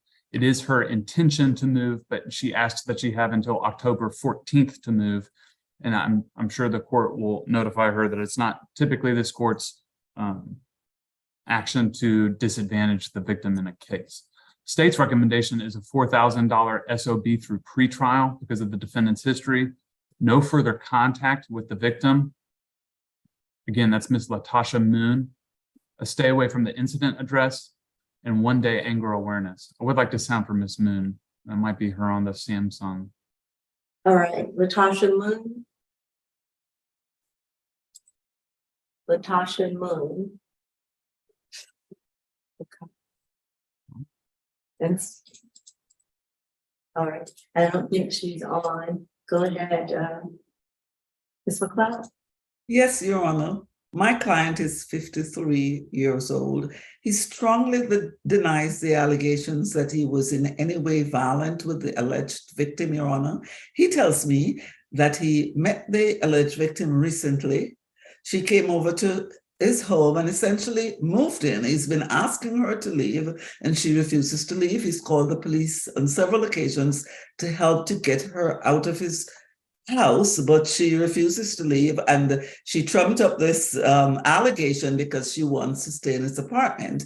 This apartment is his apartment. He's the only person whose name is on the lease, and he has been living there for some time. My client has no kind of violent history, and of course the state has recommended a signature bond for him, which we're fine with that, Your Honor. But to tell him to stay away from his own home when all of this arose because he was trying to get the alleged victim to move away from his place when she kind of just took up residence without his consent would be a definite injustice to him.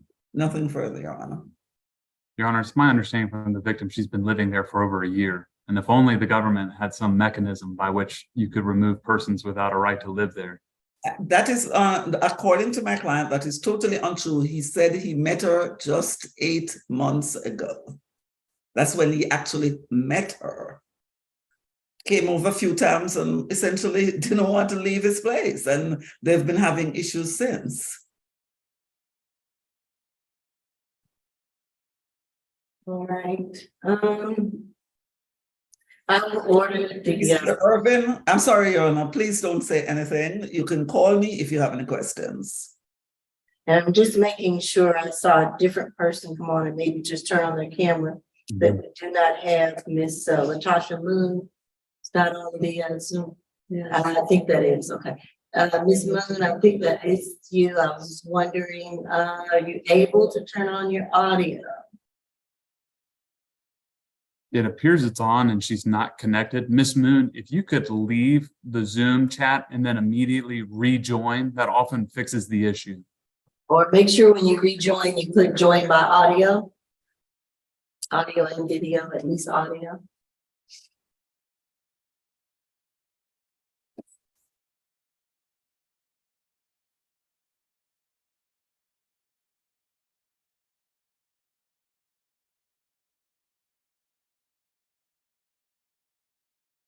Your Honor, while we wait, this will be my last time in front of you.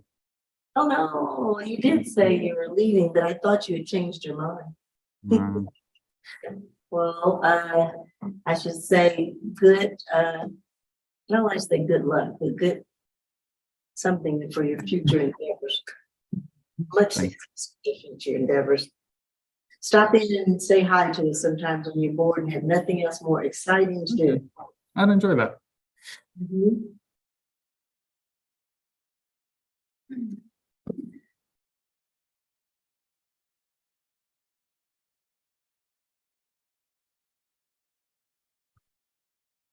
You going upstairs? Huh? No, Oh. across the street. Oh, across the street. Mhm. We're gonna miss you, man.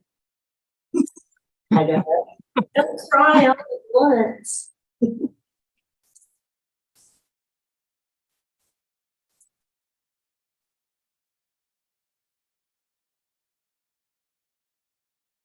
Okay, there she comes. Let's see. It says connecting to audio, so yeah.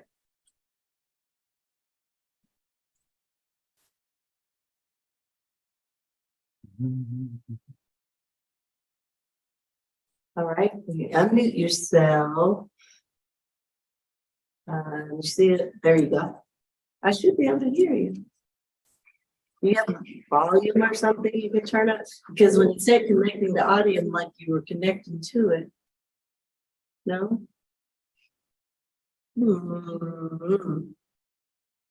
We can't hear you at all. Yeah, You do it. got headphones. She has headphones. She had something at the bottom, like there's another number at the bottom, so I don't know what to use. So it doesn't reckon, yeah. I'm going to have to move along. I wish I could read lips well.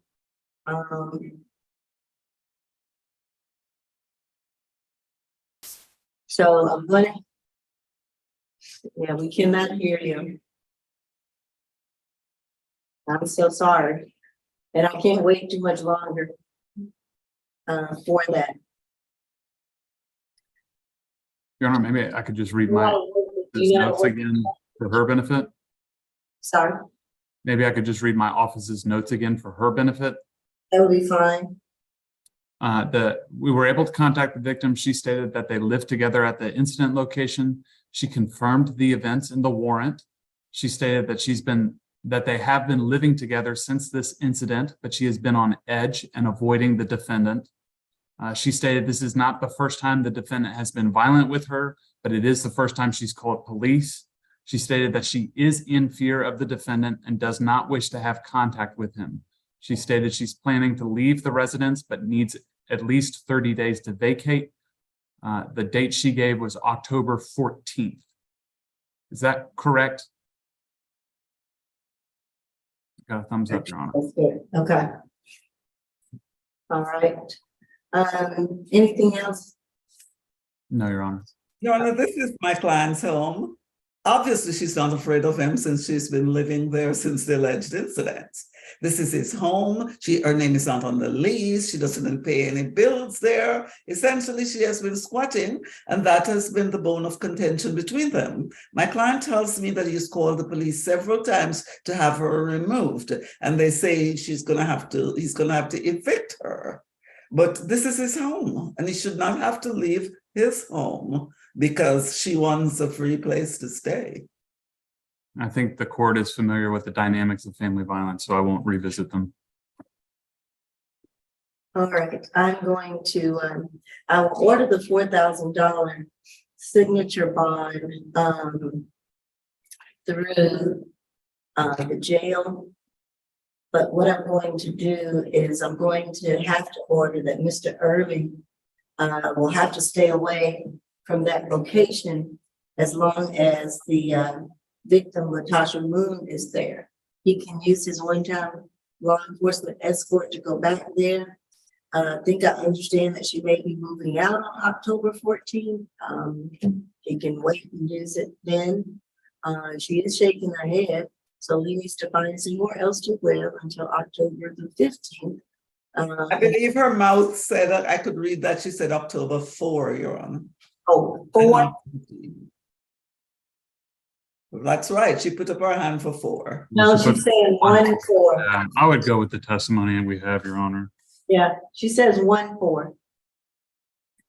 Right? Correct. She says 1-4. So if he wants to go back there on the 15th and use his law enforcement escort for that to determine that there are no women's belongings there, that she has moved, that's fine. But before that date, he is to stay away and not reside there. Y'all are defendant wishes to speak. I understand he needs to wait. Mr. Irvin, is this about your bond? No. What is it about? It's about her saying that she's afraid of me.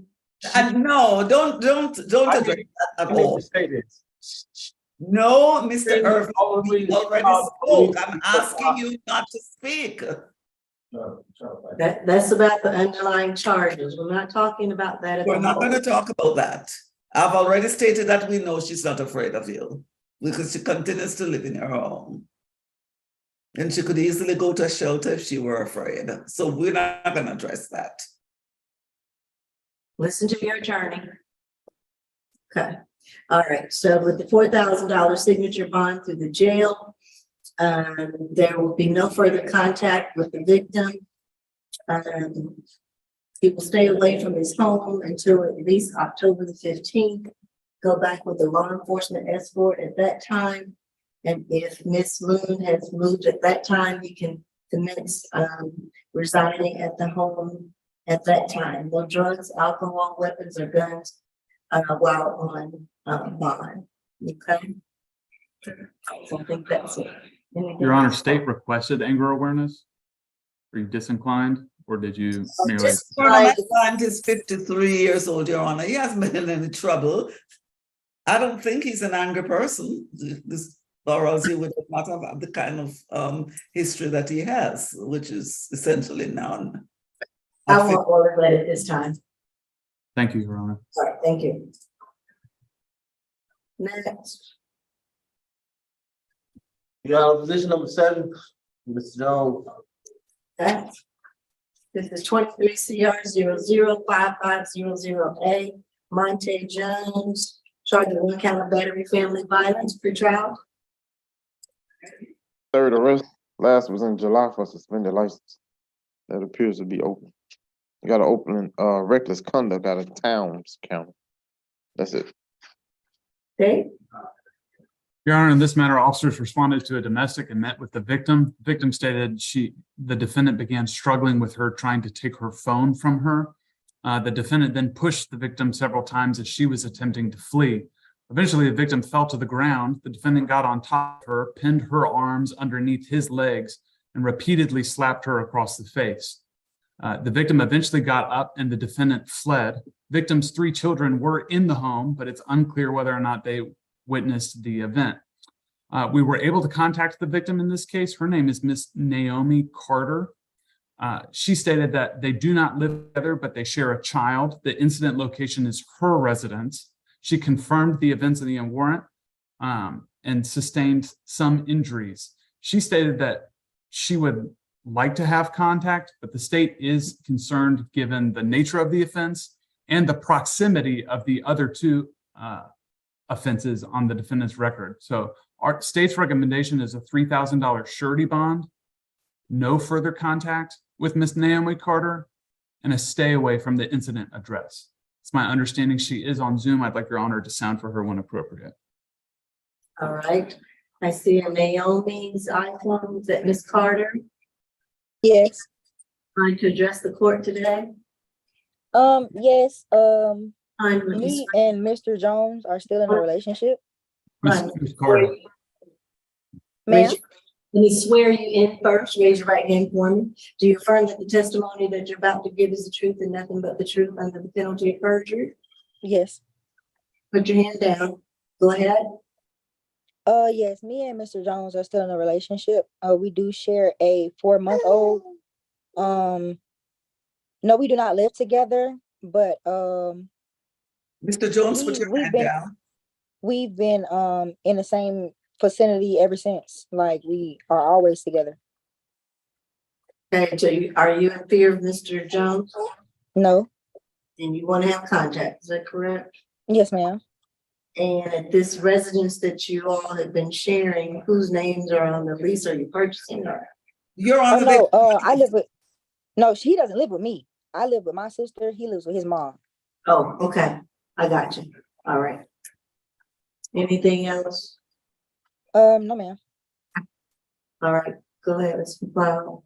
My client is 23 years old, Your Honor. He is gainfully employed, and he is the father of a 5-month-old child, he tells me, which he shares with the alleged victim. I had the opportunity to speak with Mr. Carter earlier, and she tells me she definitely wants to have contact with my client. This incident allegedly happened on the 8th of August. Which is some time ago, certainly over a month ago. And she tells me that they've continued to be around each other and to see each other since then and to co-parent their child. I would ask, given my client's very limited history, in fact, he has absolutely no convictions on his record, and one of his arrests was a traffic-related matter. I would ask the court to give my client a signature bond conditioned on no further violent contact with Ms. Carter. Nothing further, Your Honor. All right. I did not hear Your Honor. All right, I haven't yet. I was making a note of something. I am going to order a $4,000 signature bond with the jail. I'm going to order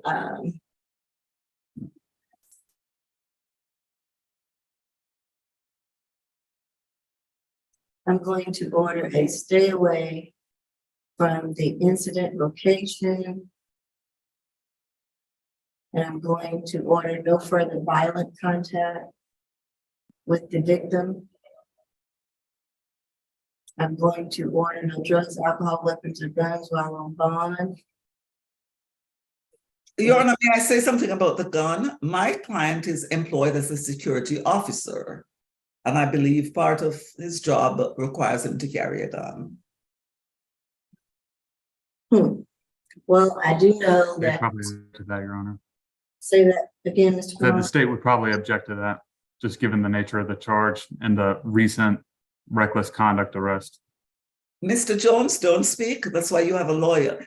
Your Honor, there is no allegation that he has ever used a gun improperly. None has been made here, and the state has not shown that in this other charge they're alleging that there was any allegation that he has been reckless with a gun.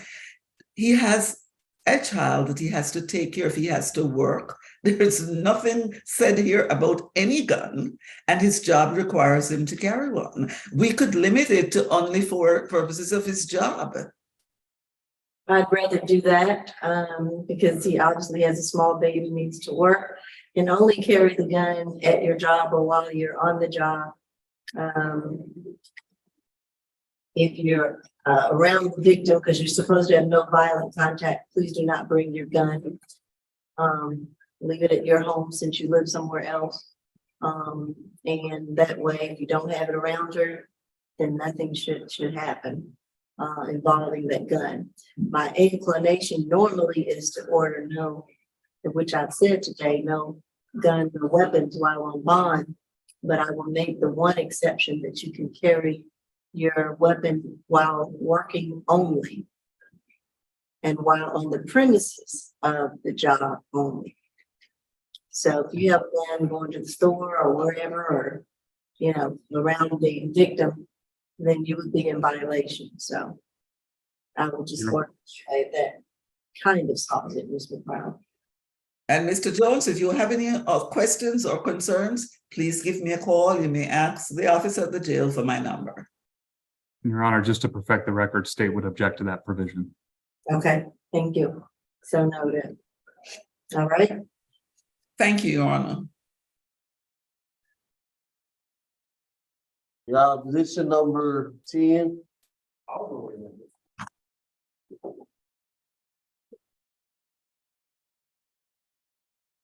Your Honor, this is my understanding that this is one of the individuals Ms. Kim wanted to have a conversation about. BB Kim? Yes, Your Honor. Yes. You want Your to Honor. break out or leave it for last? If we could kill two birds with one stone, perhaps we could be placed in a breakout for this position, and PD Abden could be placed in a breakout with position 2, who she still needs to confer with.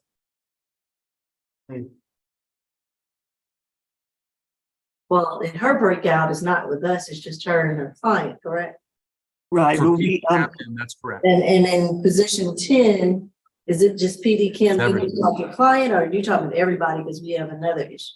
we have another issue, Judge. Also for position 14, we have a similar issue.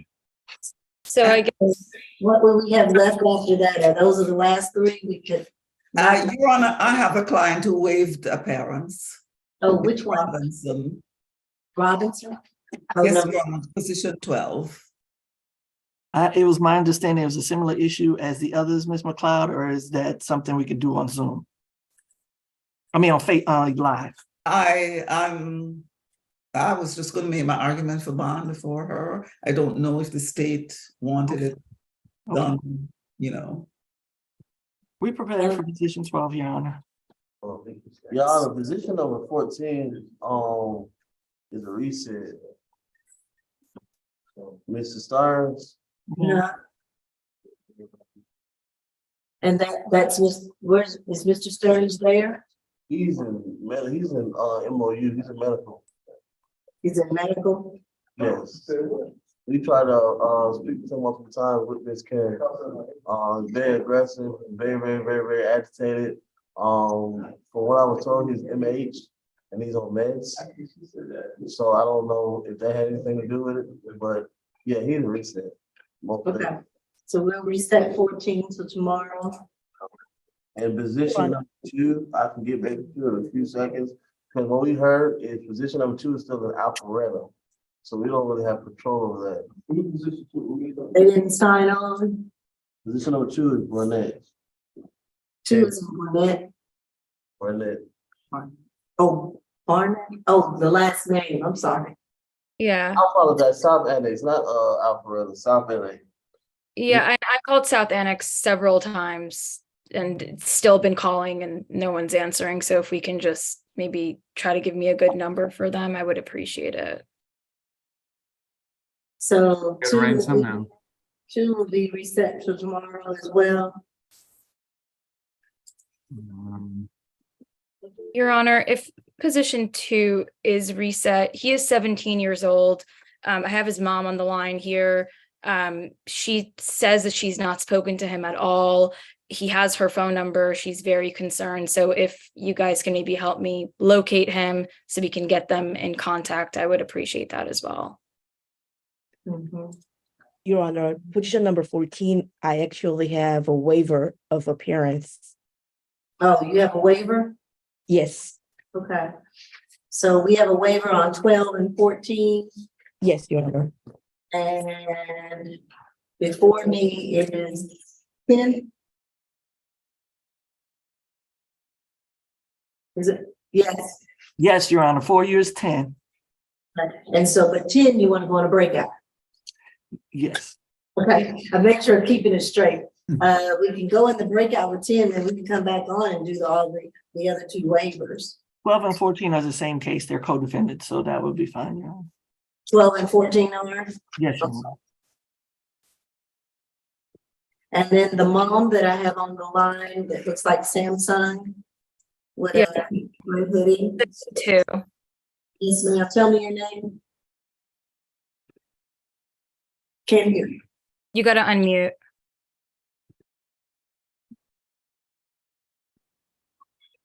Okay, can you hear me now? Yes, tell me your name. My name is Aisha Goodman. And you are the mother to Kayvon Barnett? That is correct. Okay. I apologize to you for this, but we cannot have that hearing today without him present. Even though his attorney is here, he has the right to be here as well. I apologize. Is that typical for a minor to not have been able to reach out to a parent or guardian? He's been in custody since 8 p.m. last night. I have not heard from him or in regard to him all day, and I've been reaching out all day as well. And she hasn't been able to reach him, so that's really concerning. They could still be processing him, and South Annex is a little different than him being at Rice Street. And I really cannot speak to that. I don't want to tell you anything that's incorrect. Right, or even how we ended up there, because according to the officers last night, he was going to be at Rice Street. He's going to be at Fulton County Rice Jail. Street, yeah, Rice Street may be a numbers issue, so you know it could be a numbers issue with them as well. So what we're going to do is let's see, who's the deputy in the courtroom now? I think they just there they go. Your Honor, if I may, I'll give her a few, some information about the minors in Rice Street. What they're doing is they've been moving them around different places to ensure their safety. Yes. Make sure that they stay with the minors. So what could happen is immediately what happens when the Centeno come, we get them to stop. Hey, I'm sorry. I apologize. What's his name? That's my fault. I forgot to add him to the counter, but they're gonna put him on Zoom right now at South Annex. Oh, what's the okay. inmate's name? That will solve it. That will solve it. His name is, hold on. Kayvon Barnett. Barnett, yeah. Barnett, just stand up for me. Okay, thank get you. him on the line. That'll be great. That will. Mom's poor heart, kind of. Yes. I can understand. Okay.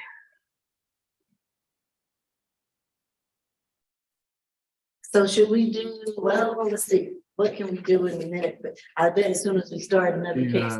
You want to do the waivers? Sorry? You want to do the waivers? Yes. Let's do the waivers then. Or is there any, I don't need to go on the breakout on the waivers, do I? I hope not. Your Honor. No, Your Honor. To make sure It that. doesn't like for me to go in breakouts because they say that I Yes. take too long, so. Let's do 14 and 12. Those are co-defendants, correct? Yes, Your Honor. They want to give you the history. Which one do first? I'm looking at 14. Jericho Stearns. You gonna call it, or you just want me to go? Call it 23 CR 005504E. All right, 45 total. Last arrest was on the 12th. That was 2 days ago, driving without a valid license. That was in Henry County. We got an open trespass in Fulton, on probation, 3 counts, financial transaction, card fraud, entering auto. 2019, they gave him 5 years probation in Rockdale. He was arrested earlier this year on a PI charge, failed to appear, probation violation. 2020, entering auto, selling marijuana. 2019, failure to appear. 2017, cruelty to animals conviction. 2014, trespass no-low, probation. 2013, probation. And simple battery no-low. That's it. All right, thank you. You want to read the other one for 12? Which is... Yeah, who is, oh, Robinson, hold on. Third arrest, last arrest was on the 28th of August out of the cab, failed to appear. Got an open battery DV in the cab, 2 counts of simple battery family violence. That's it. All right, state. Your Honor, this incident is alleged to have occurred on September 13th, 2023. Our victim is online. His name is, I don't want to mess this up, Judge. Aminde. Is that the Mulligattas icon? Yes. Mulligattas is his first name, last name is Aminde. This gentleman was working as a parking attendant at 183 Prior Street. A unknown female victim tailgated herself into the parking lot, and then she tried to tailgate out without paying. Mr. Aminde attempted to stop her. That's when the 2 defendants got out of their vehicles, approached him, attacked him, began chasing him, throwing things at him, hitting him, and also poured a soda on him. When officers arrived, they observed scratches on Mr. Aminde's arm, Your Honor. And so in light of this unprovoked attack, we are respectfully requesting on Mr. Stearns that he receive a $5,000 good bond, stay away from Mr. Amandi, stay away from the 183 Prior Street parking deck, no drugs, alcohol, or weapons while out on bond. With regard to position number 12, Ms. Robinson, we would ask that she also receive a $5,000 good bond, no further contact with Mr. Amandi or the co-defendant, Mr. Stearns.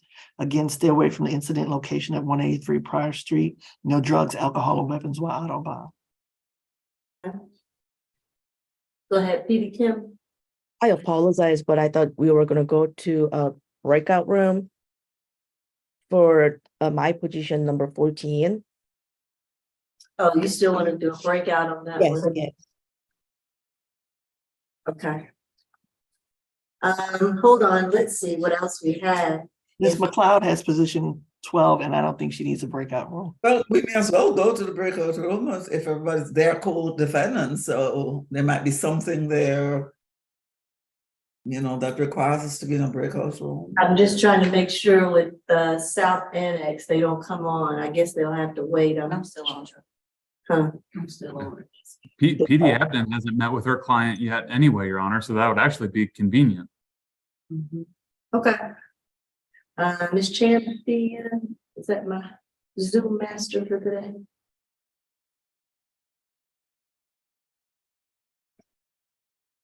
Your Honor, did you want to hear from my victim before we went into the breakout room, or do you want to hear from him after? Is he there? Mr. Mulungeta Amandi, please Yes. turn your camera on too, sir, please. May we make sure that he does not address any kind of MH issues? Any medical or something that has to be confidential? I don't want him to. He may not know, but let's. I don't believe he knows that information. There you go. There we go.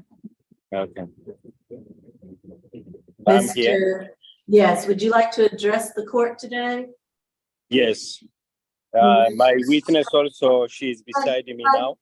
Hold on. Raise your right hand for me. Do you affirm that the testimony you're about to give is the truth and nothing but the truth under the penalty of perjury? Yes.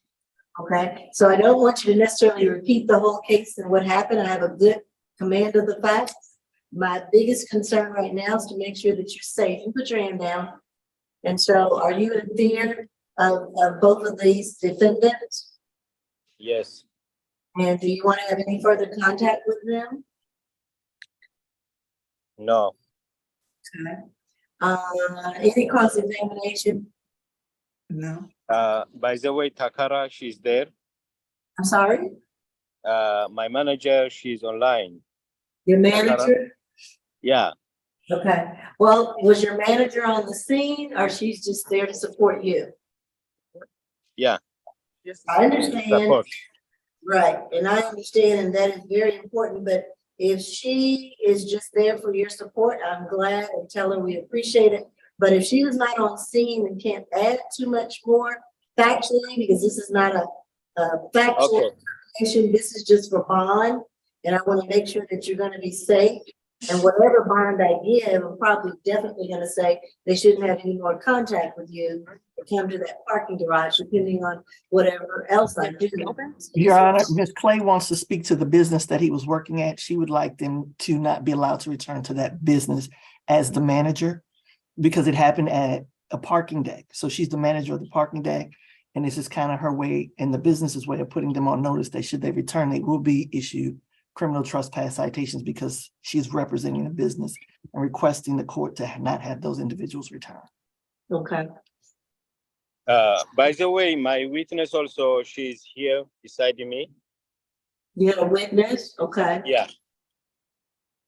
And Your Honor, I don't believe a witness is necessary since this is a bond hearing. It's just a bond hearing. They will have their day in court to come and testify to support you. They need to just stay in contact with you to know about the additional court dates. Okay. Okay. Okay. But I do understand you've spoken to the victim witness advocate with the solicitor's office, correct? Yes. Yes. Okay, just keep in touch with them so that they can inform you about the additional court dates and if there's any additional services or things that you need. Okay, Okay. for your next court date, but you can still listen in to see what my final decision is, okay? Okay. We're gonna go into a brief breakout and then we'll be back, okay? Okay, all right. Now, Ms. Champion, you can put us in a breakout. Ms. Hill, do you need to be in the breakout? Statement on what?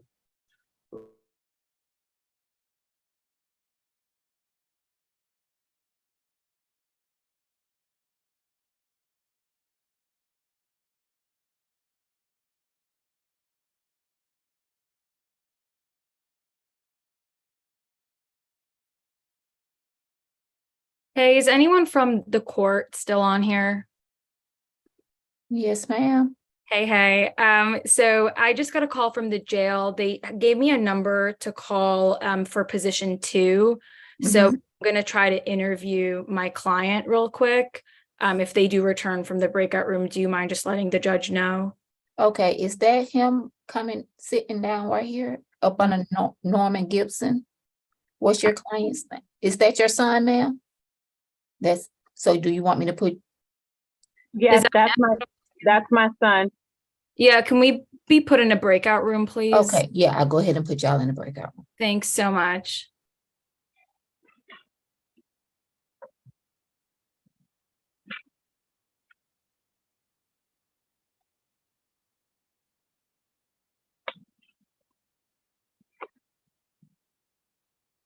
I love you. I love you too. You okay? Yeah, they ain't give me no phone call, ma. That was I know. And I know, and something is very, very wrong with that. And I was worried and confused about that, but it's okay.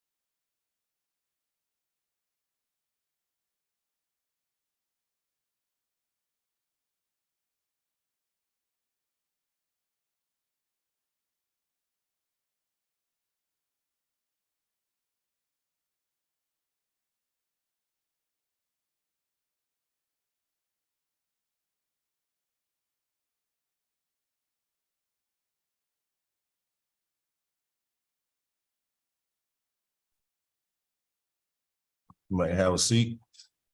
I don't know what's going on, but I guess they'll get you on here in a minute. Yes, they're in the breakout room right now. As soon as they get out the breakout room, they'll hear his case. Okay.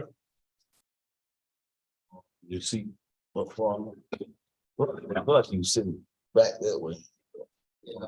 That's why you had to speak like this. You got to pull your chair up so you can be closer to the camera and Yes, I speaking.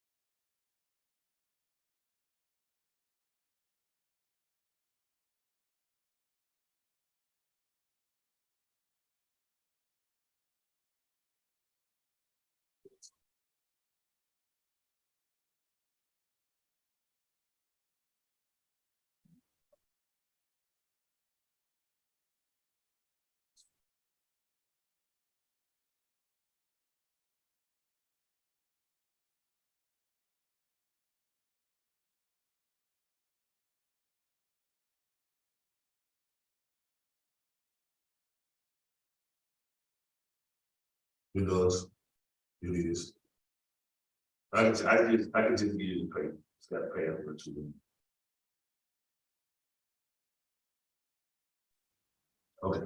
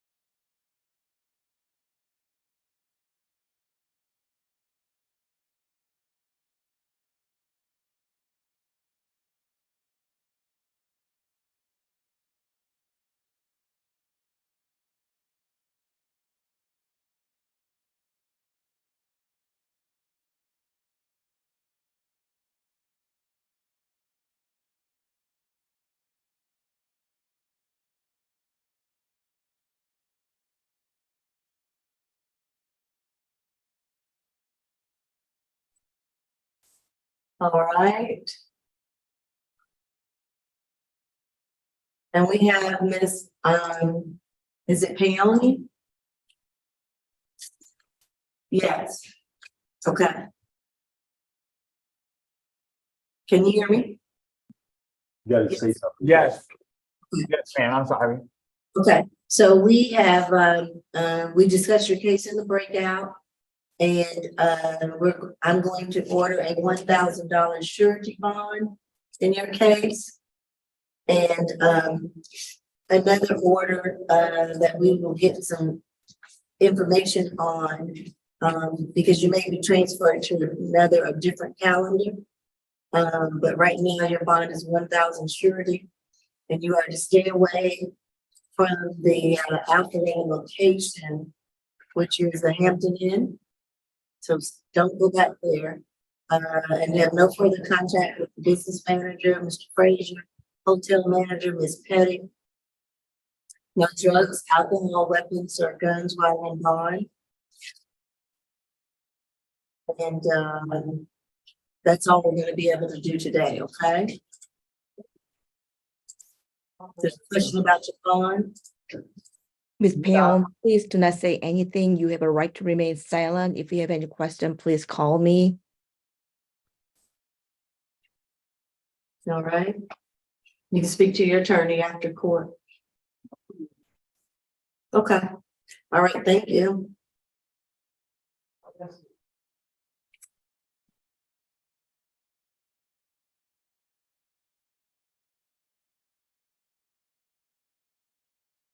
All right, looks like we have Mr.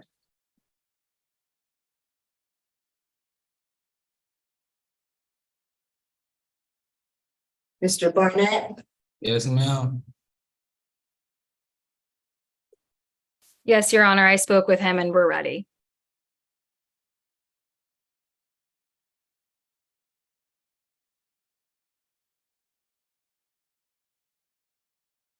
All right, excuse me. All right, Mr. Is it Kavan? Yes, ma'am. Kavan. 23 CR 005494F. First arrest. Thank you. All right, and your mom is on. Miss Aisha Goodman. State. Yes, Your Honor. In this matter, officer was investigating a loitering and prowling case. He reviewed Ring doorbell footage sent in by the victim, which showed an unidentified male entering the victim's apartment. And this occurred late at night. The officer traveled to the apartment leasing office and asked if the manager recognized the male in the video. The leasing manager stated that she knew the male to live in a particular apartment and knew the name of the male's sister. The officer was told the male was school age, so he sent a photo from the Ring doorbell footage to Fulton County Schools Police for an identification. They sent back the defendant, giving the same address and the same last name that the leasing office manager provided to the officer.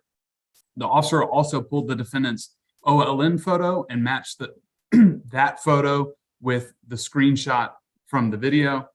The defendant was arrested on September 13th. That the incident accused occurred on August 3rd. The reason for that, Your Honor, is that on 9/13, a different officer was called out by maintenance at the same location about the defendant testing or pulling on apartment doors to check if they were locked. It is a large complex, Your Honor. So the defendant allegedly lives on a different street than the incident location. Our office was able to contact the victim. She stated that she does not want any contact with the defendant and would like to request a stay away from the court. I do see her on the Zoom call, Your Honor, so I'd like to sound for her when I'm finished presenting. State's recommendation is a $5,000 surety bond, no further contact with the victim, whose name is Miss Amaya Parker. a stay away from the incident address. Because of the defendant's age, we'd request a curfew from 6 a.m. to 9 p.m. and no alcohol, drugs, or weapons. I would like to sound for Ms. Parker.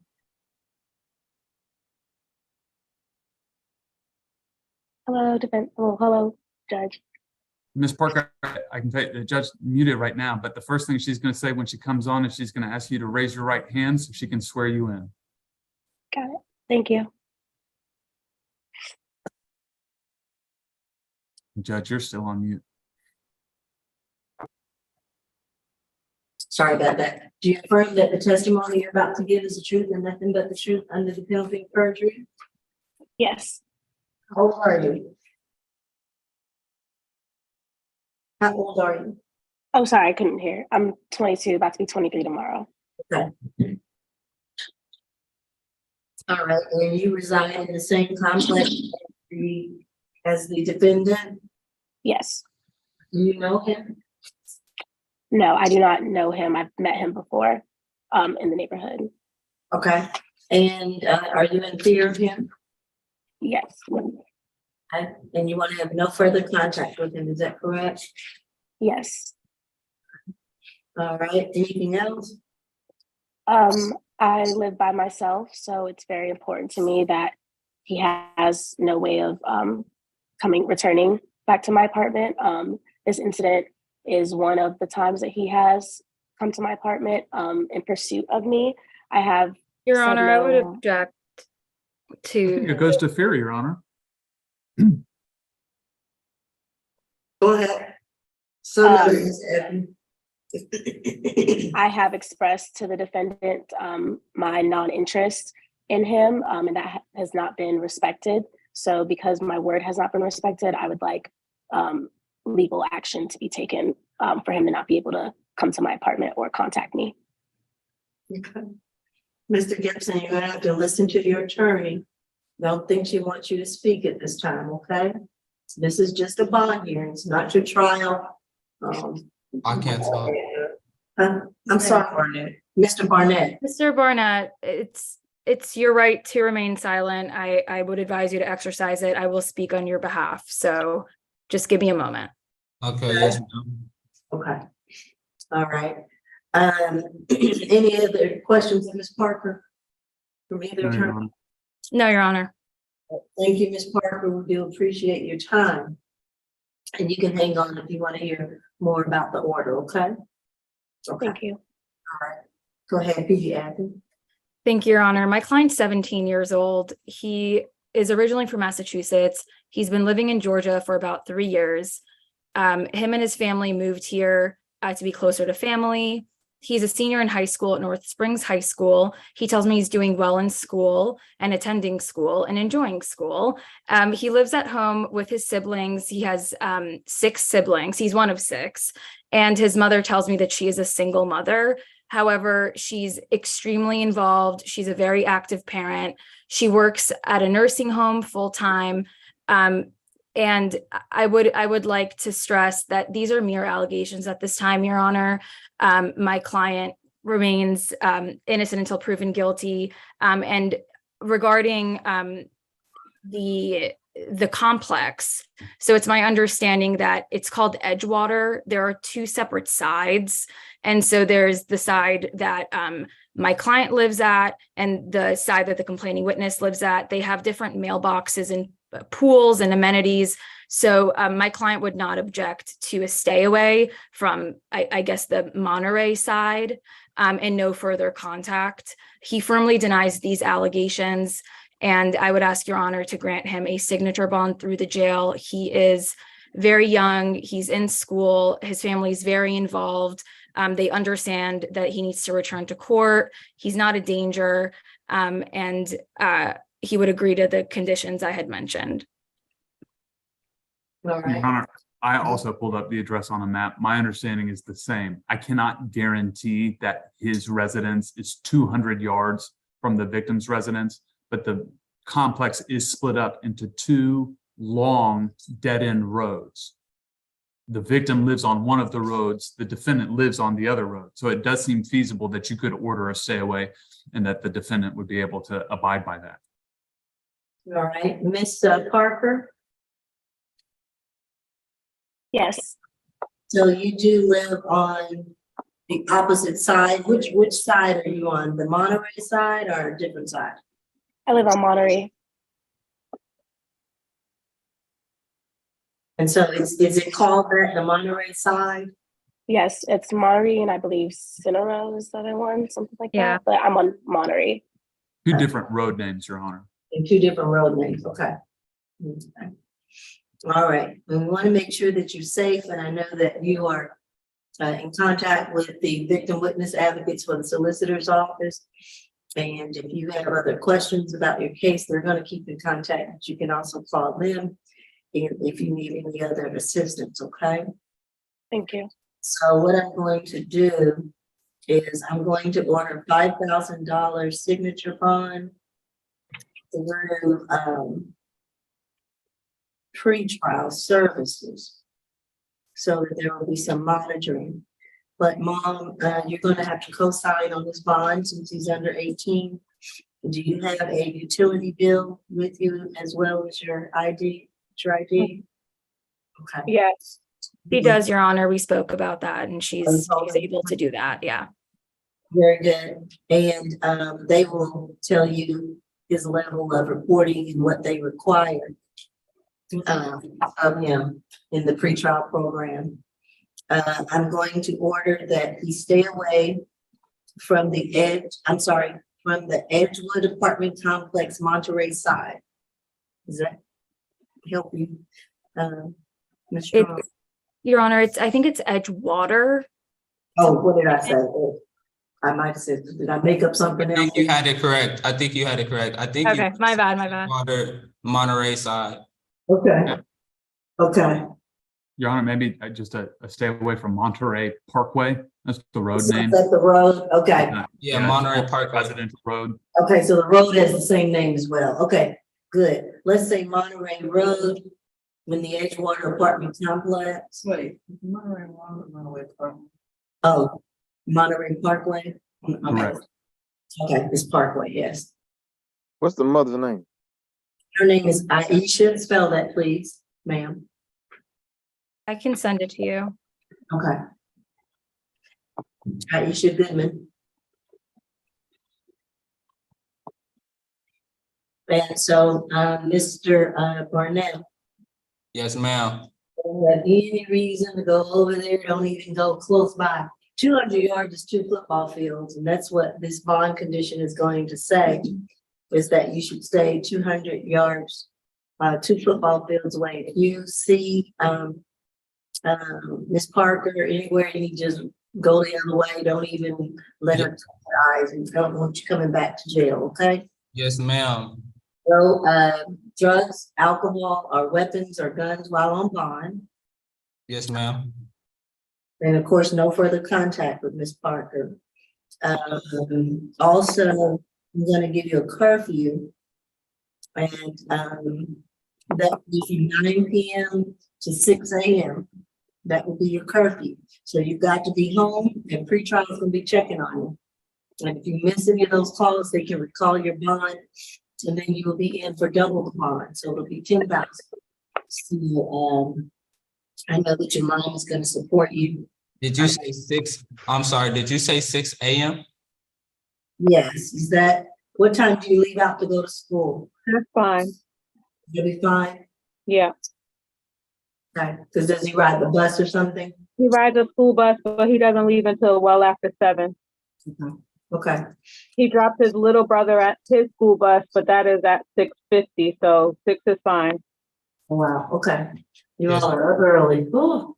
Okay. All right. So that's fine. And I'm going to also add to these bond conditions that you continue to go to school. And it sounds like you're on track to graduate. So we want that to happen. Do not let anything else deter you from getting your high school diploma. I always try to enforce that on defendants. And I guess that's it. Anything? Rachel, you got to send the information to the case manager so she can put it on the bond order. She's here. She's done. I'm on it. Thank you. Anything else that I left off? Nothing further from the state, Your Honor. All right, good luck to you. Donna, Mr. Mulingeta is still online. He would like to know the information you did for the two defendants, position 12 and position. Oh, to put those on the record, yes. Yes. So position 12, Adrian Robinson. I ordered $1,000 good bond and referral. No contact? No contact, stay away. No further contact with the co-defendant or the victim, or the victim. And referring to the NH County, we'll see how that goes for the 28th possibly. And then position 14, same thing, basically, $1,000 surety bond. Stay away, no further contact with each other, co-defendants and victims. When referring to that same county on the 28th, if approved. Anything else? Oh, let me say this, on both of those cases, there's no further contact with the victim, a manager, and the witness. And who else? There was a witness that worked there as well. Witness. And no further contact with the victim, the witness, and the manager, 3 people, and to stay away from the whole parking deck. Right. At 183 Central. Me, ma'am? No, that's a different case. I apologize. You're all good. Oh, no, I'm sorry. Yeah, that's okay. Am I good to go? Yes, you are. Okay, I do have a question. Do I have bond? Like, am I going Yeah. home? I'm gonna call your mom and she's gonna come get you. Okay, and Okay. can I ask my mom a question real fast? And thank you so much for everything you've done. What's your name? Me? Yes, ma'am. Rachel. Thank you, Rachel. Thank Of you, course. Judge. But Ma, Is she still on the phone? can I have Nehemiah's number or no? Could just wait until I come get you, Kayvon. All right. Okay. I apologize for laughing. I wasn't sure if we said asthma. I wasn't sure what was gonna come out. I was afraid, like, what's he getting? Same. Good luck to you, Mom. Thank you. All right, we'll reconcile in a minute. Ready. All right.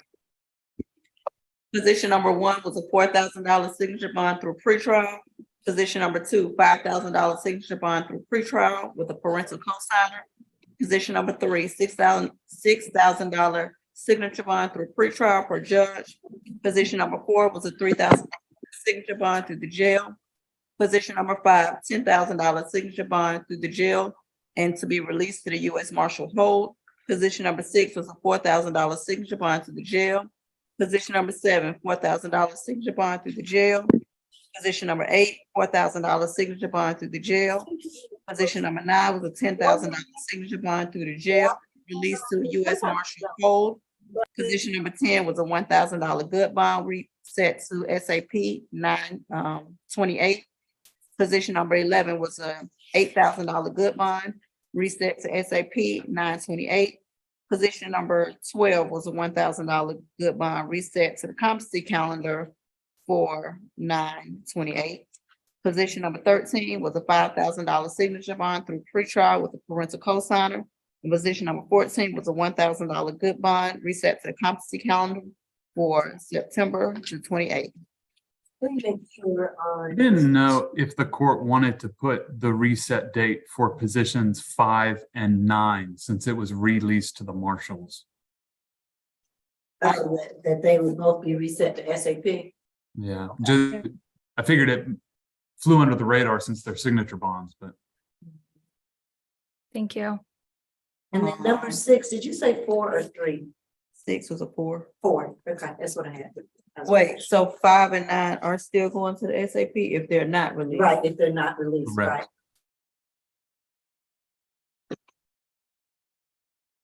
All right, well, see you all tomorrow. All right, go boys. Thank you. All right, bye. Thank you, guys. Take care, Mr. Kalan. Good to work with you. I enjoyed working with you. Thank you. All right, bye-bye.